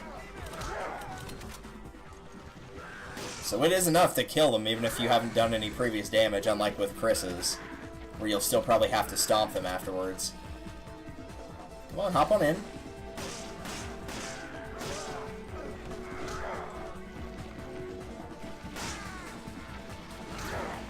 And the agitators that have a bit more health, they're going to go down no problem.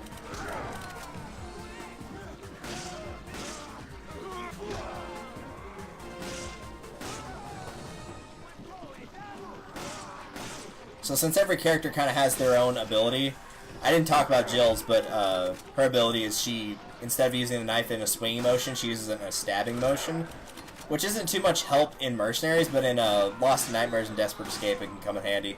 It's particularly good for blocking like staircases or guarding windows. You can man a window by yourself pretty easily with her. Wesker's ability is being able to use the dash that he has in the story mode.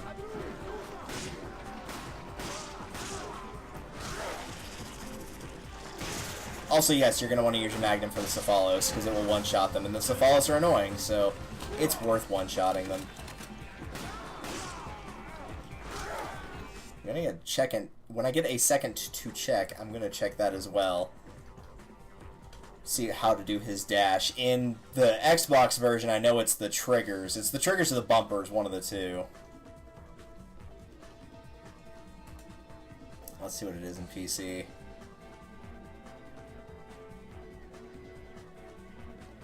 Running an X? Really? That doesn't sound right, but okay. Yeah, sure enough it is. And then you can also do a knee by just executing a left click. I remember it being two buttons, not run plus X. It does use up some of his health, though, so you will have to watch for that. No, I don't want to waste that. I want to use it. Reminds me that I am going to have to go pick up that first aid spray that's over there in a second.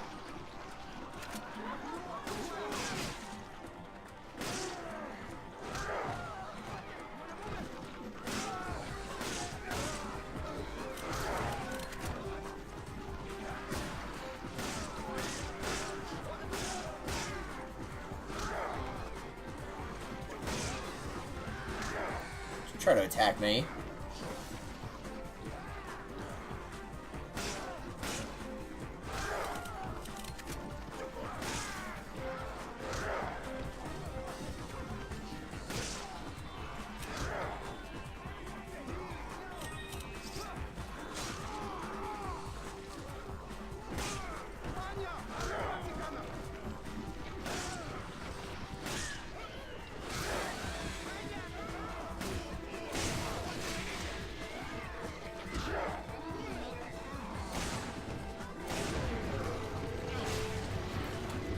Yeah, I'm trapped at this point. Alright, I gotta restart.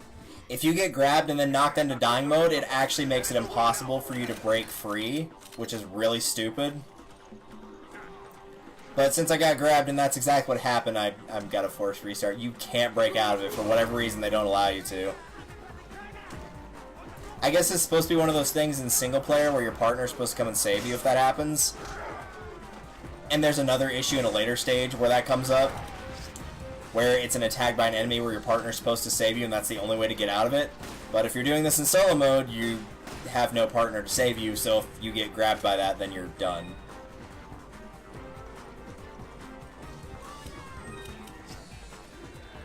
It's a very annoying gimmick, but I think that's what it is. Just a little bit farther that way.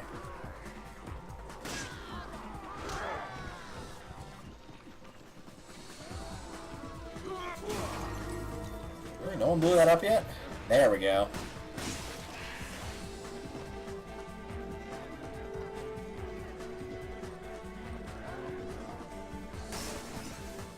Also, we'll just be doing only this stage for tonight since I was streaming Wind Waker earlier. It'll be just this first one.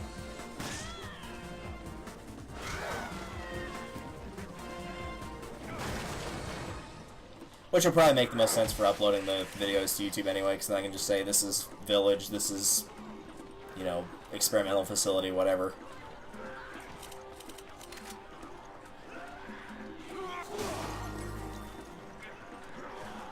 Go get those ones that are all in the same spot. Go grab the flash grenades in here, though. Sadly, Midnight Wesker does not have his sunglasses in this mode, so you're not going to get the immunity to flashbangs. But I believe his stars... No, he does have them on. But you can also get them knocked off. You can actually knock off Wesker's sunglasses when you're fighting him as well in story mode.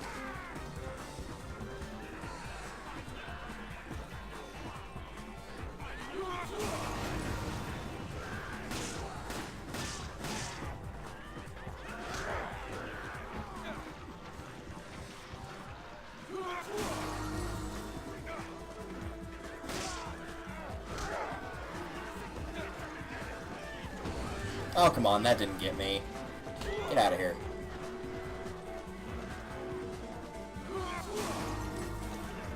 I think there's one more 30 back here if I didn't already get it. Yeah, see, he's lost his sunglasses at this point. If he takes any hit to the face, it's going to go away, which is a shame.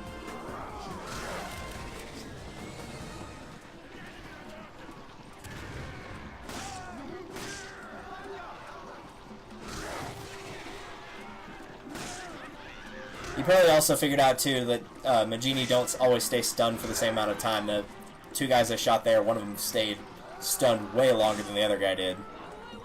So if you can get them to hold their face like that guy just did, that's the optimal thing. If they just kind of, like, grunt for a second, then they're not going to stay stunned for very long.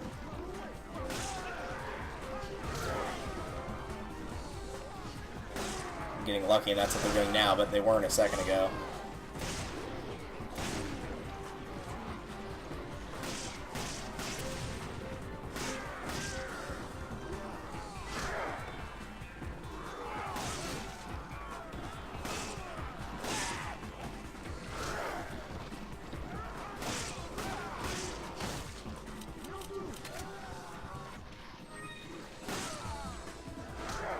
Yep.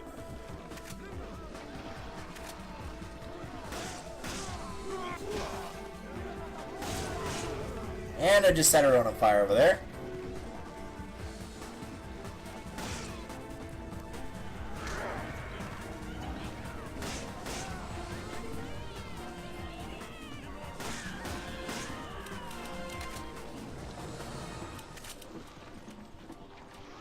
Oh, there's an enemy. Starting to wonder where everyone went there.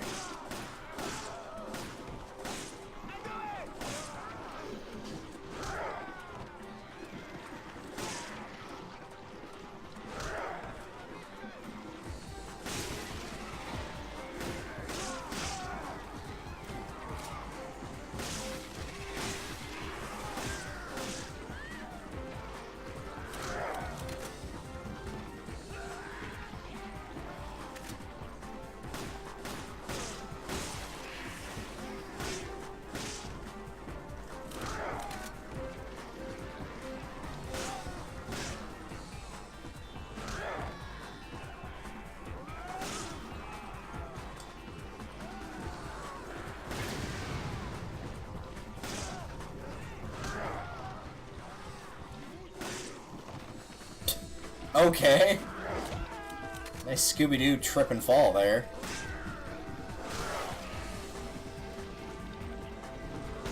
Yeah, I was gonna say, I think I just saw the Executioner for a split second there.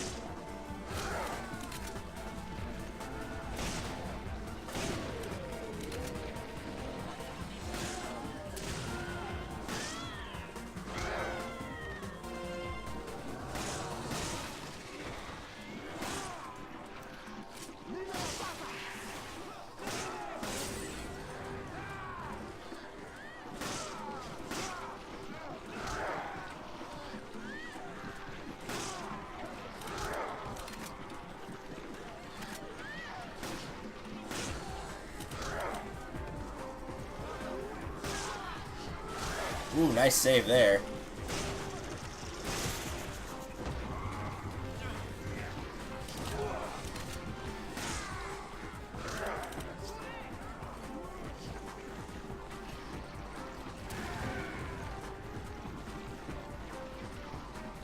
Oh, hey. He's back.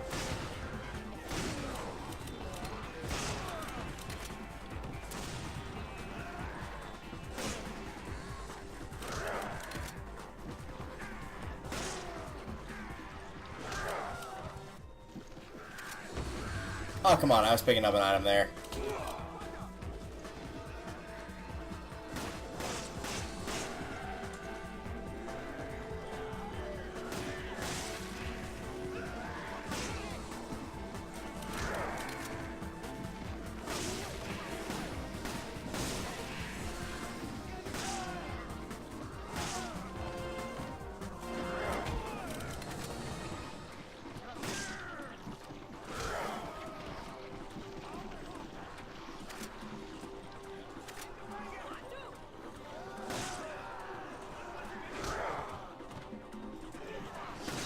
Oh, I thought I got him in time there. Oh well. I'm gonna go ahead and eat this.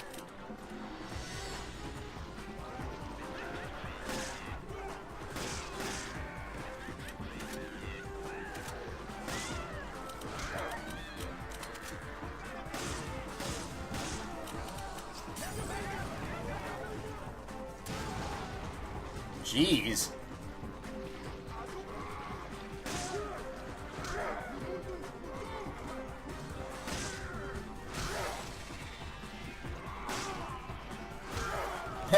Nice. Good job. Way to get in the way, like, right when you landed.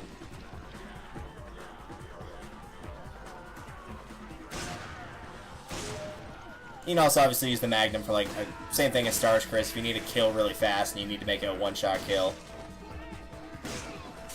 Obviously, the M500 is going to do that just fine.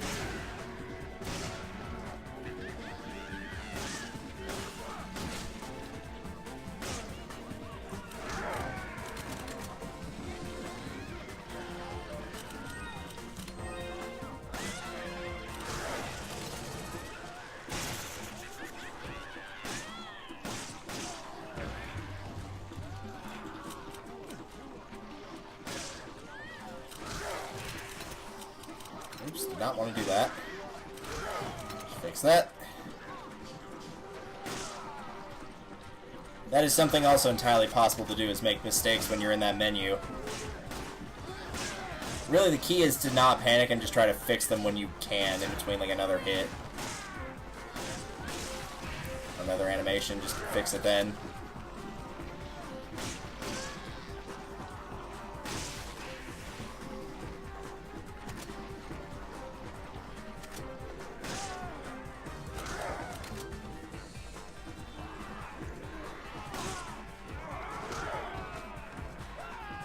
Oh, I was gonna say, I'm not sure how they got the guy behind him, but not the one in front.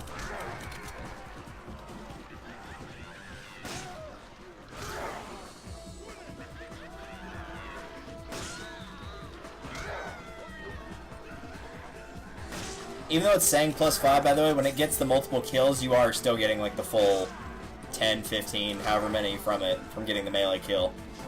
It only shows 5, but I assure you, you are getting the full amount. If you go back and watch points where I got multi-kill with a melee attack, you can see the timer go by 10 seconds, not 5.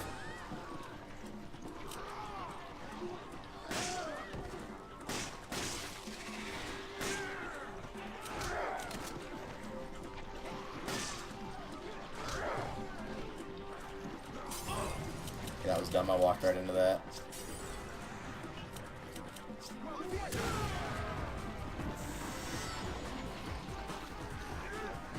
That was dumb. I dropped that right in front of my feet. Because I didn't switch my weapon. There we go.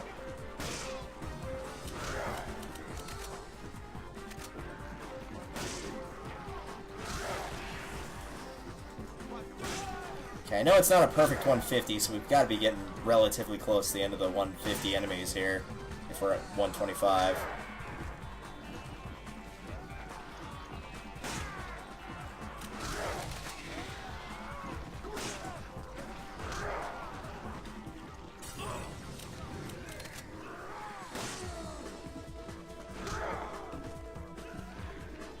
In fact, I might say this group of enemies I'm fighting right now might be the last of them.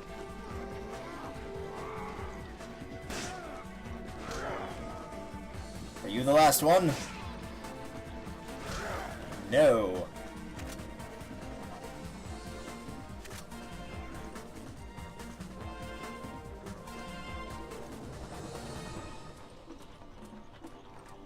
And where is he? Found it. 395,001. I'm assuming that one probably came from just the time bonus. So, clearly possible to get over 90,000 with that character, and beyond. And lastly, S.T.A.R.S Wesker, who comes with a, again, character-specific pistol, the Hydra shotgun, and the L-Hawk Magnum. This gun is called the Samurai Edge. It is the most powerful pistol in the game, I believe. In terms of straight-up power, 2 shots will be able to knock out a regular Majini. That being said, using the same strategy with Midnight Wesker works fine here as well.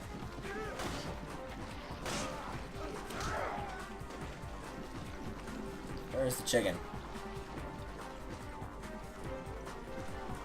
You also have the Hydra, which is a triple-barrel shotgun, which gives you this cool one-handed pose if Chris or Wesker uses it. There it is. And then lastly, the L-Hawk Magnum, which is the weakest of the 3 Magnums, but it's got a pretty good reload rate if you do the automatic reload instead of the manual. Truth be told, the way you want to play this is kind of up to you. All 3 of these weapons are really strong. But if you like only having 2 weapons and you think 3 is too many, I don't know why I did that. That was really stupid. You could honestly ditch either the Magnum or the Hydra shotgun. I would probably ditch the shotgun in most situations, but it's got surprisingly good range for being a shotgun. Hence why I just managed to headshot that guy going through the window. So it's certainly usable. Really the big issue for it falls is, like, if you're going to have 3 guns, you're going to have 3 ammo slots for it. You may not get the ammo you want if you really want the pistol ammo. So by lowering it to 2, you increase the chances of getting that pistol ammo. I'm not sure what you're hitting there, but okay. So that being said, I am going to go ahead and toss the Hydra shotgun for this one.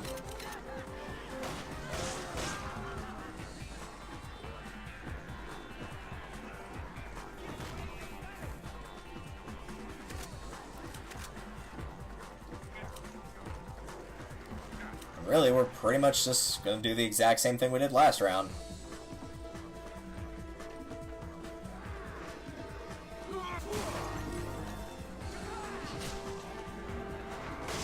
Well, if you're that eager to get killed, then sure.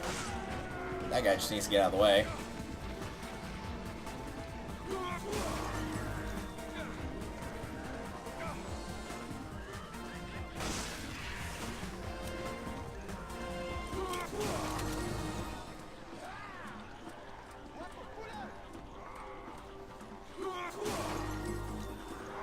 Did I get the one inside the little hut back here? I think I did. But I may not have.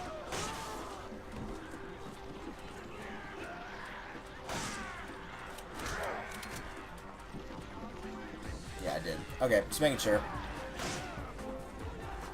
Really, the only downside of the Samurai Edge is you can't, if you're going for the idea of increasing time through melee. Get out of here. That works. You can't miss your first shot because the second shot is going to kill them with the Samurai Edge.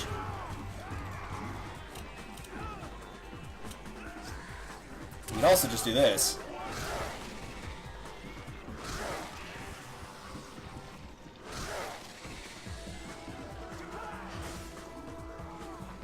Flashbangs are very helpful in regards to setting up for the head attack, which is what they always do.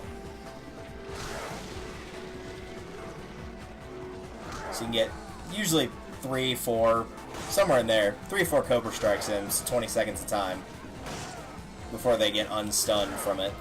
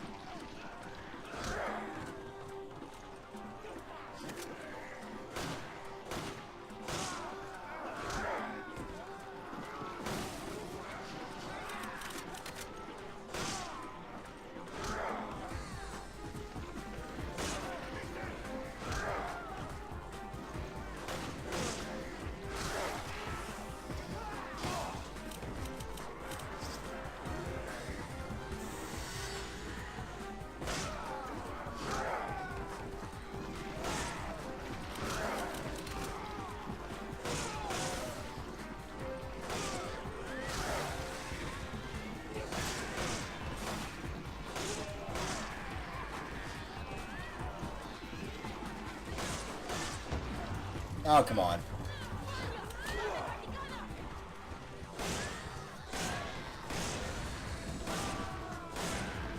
Just clear this area out a little bit.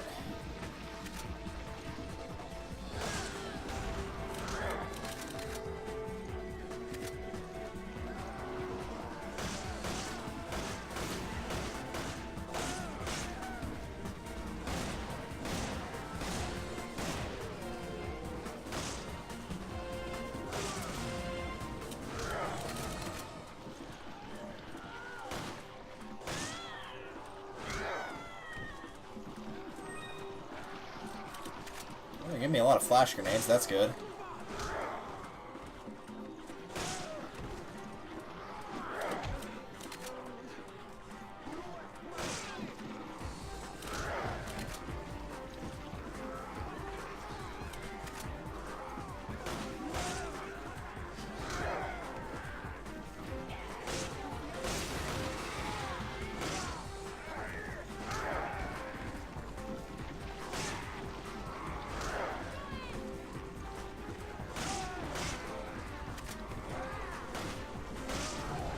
Oh, hello.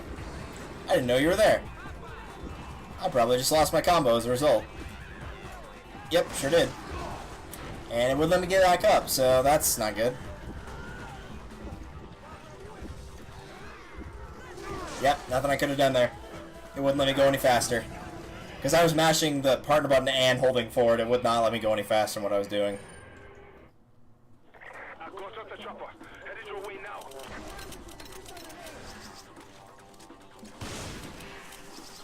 Get rid of that guy since I have a little bit of time here.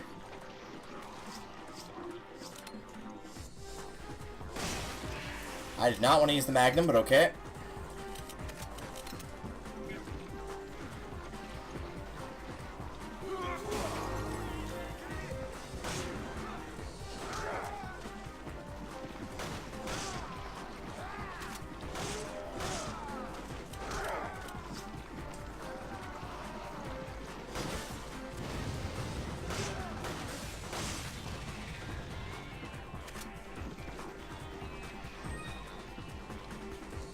grab everything right now.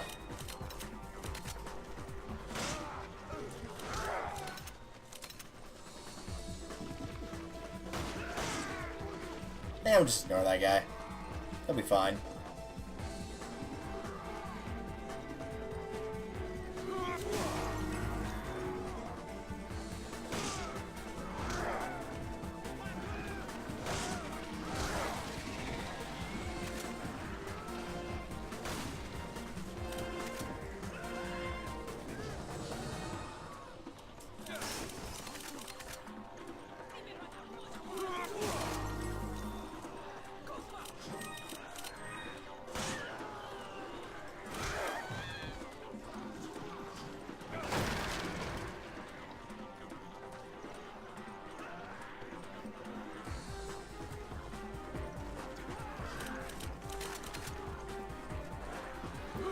Alright. Now we go around. This clock's easily the one that's the most out of the way, in case you couldn't tell. I don't want that.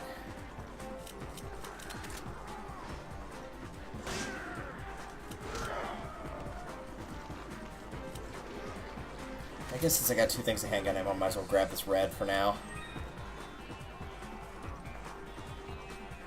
I should find a green at some point to combine that with.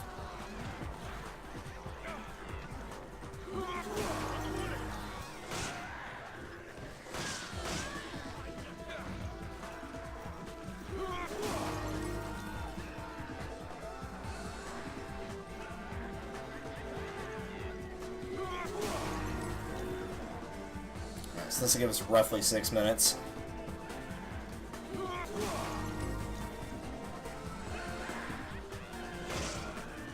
Must have been a guy shot once earlier already.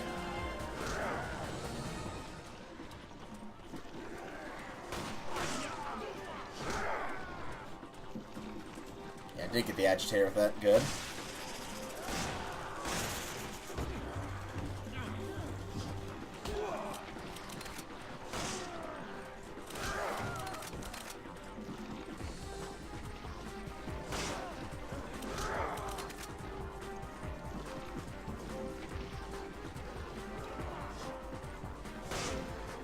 Nice try.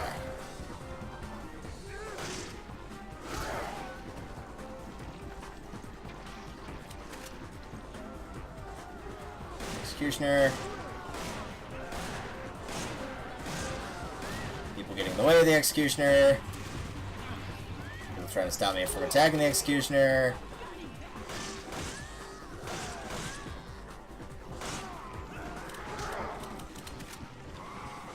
I'm okay on health for the time being, so I'm not going to go pick up that first aid spray just yet.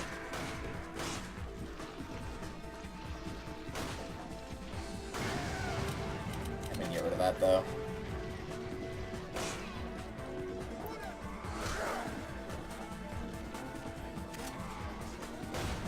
Usually it's a better idea to get rid of these hazards while you've got the opportunity to.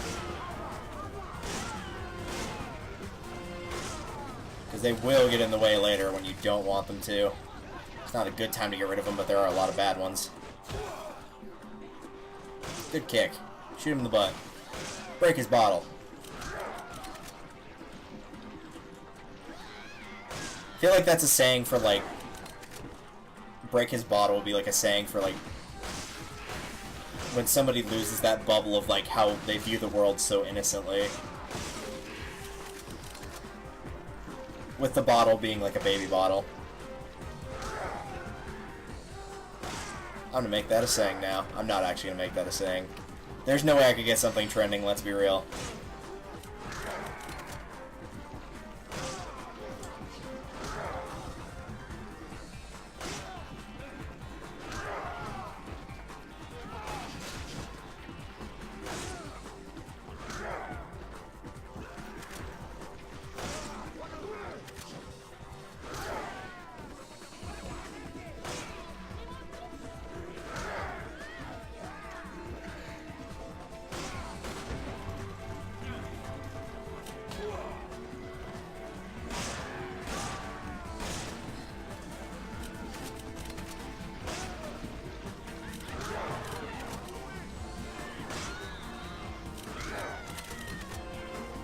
Oh, hi.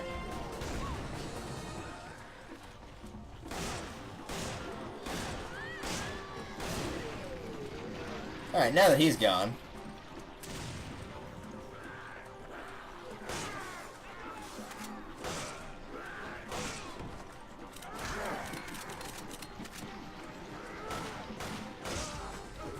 I'm impressed that counted as a headshot and did not have him trip.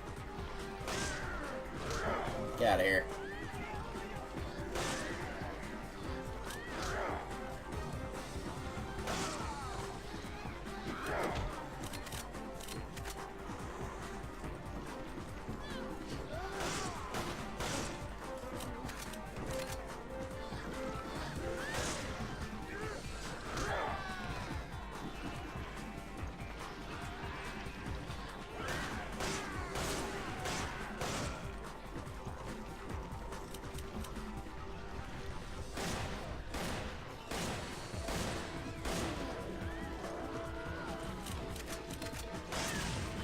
Oh, that works. She just up and disappeared. Explosion killed her.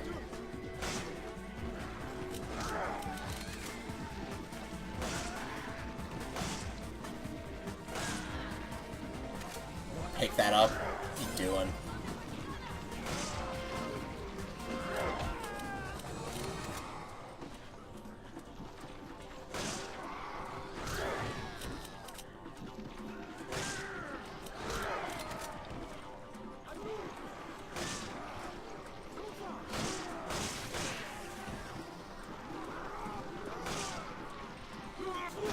Didn't think Panther Fang would be enough, but oh well.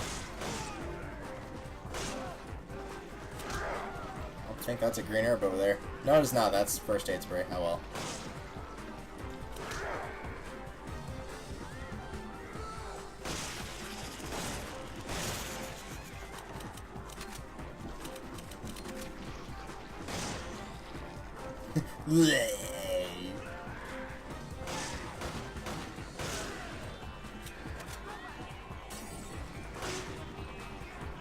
Set me on fire over there, boy?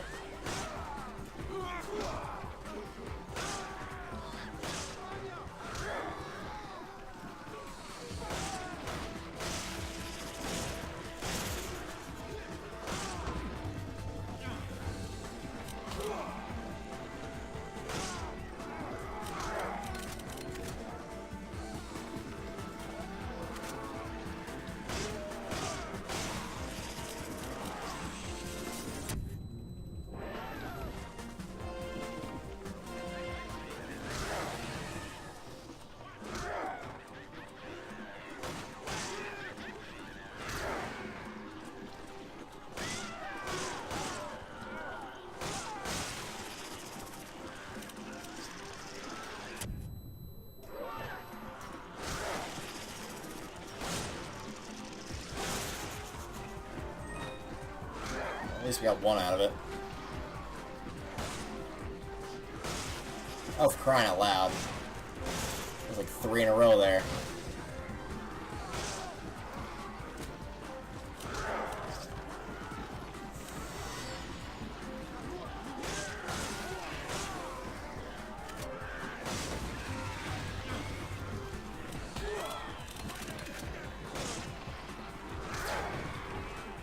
Okay, there's the 100.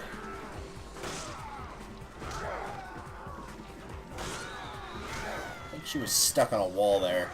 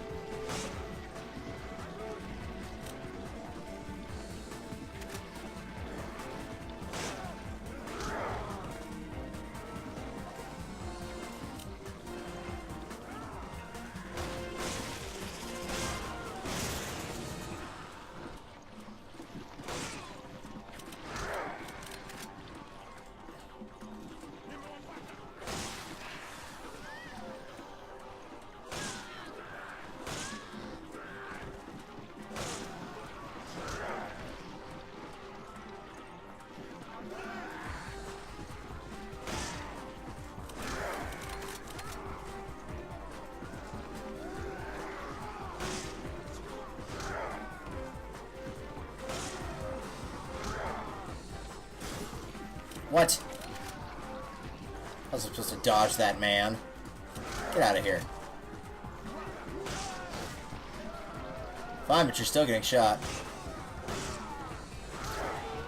120.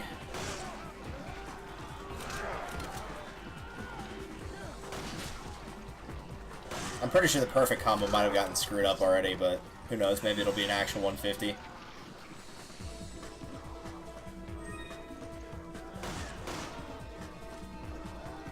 Crap, these will have the chance.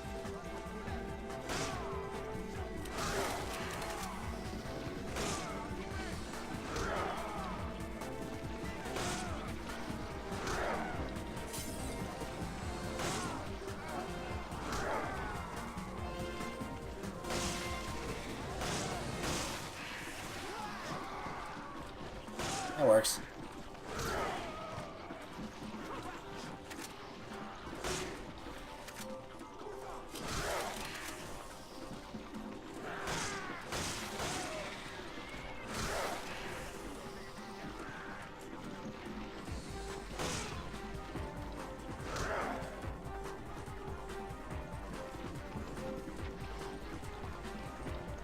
$134 as far as we're getting. Looks like it. But that also means we're done. 353, 929. If I was 100% certain when that would end, I could go over there and actually get them to keep the combo alive, but, you know, oh well. So I'll do it for Public Assembly. Those are some of the scores. I'm pretty sure I capitalized on a few of these. Really, the only one I've cut it kind of close on was the first one with BSAA Chris. I guess a little bit with Jill. I felt like I was more on a time crunch with Jill than I was with Chris, but, you know. Typically, you'll kind of know by about stage 2 or 3 which characters you're going to struggle with and which ones it's going to be a breeze to get higher scores. Hint, it's these two. Regardless, that'll do it for tonight. Next time that we go through this, I'll do the mines and possibly village. What I'm thinking for these is I'll either do one stage and it'll be like alongside a shorter stream of me doing something else, and then I'll play one of these, or if I do a stream dedicated to Mercenaries, then I'll do 2 stages. It'll kind of just depend, because we went for 2 hours on just the stage alone, so it does take a while to complete everything.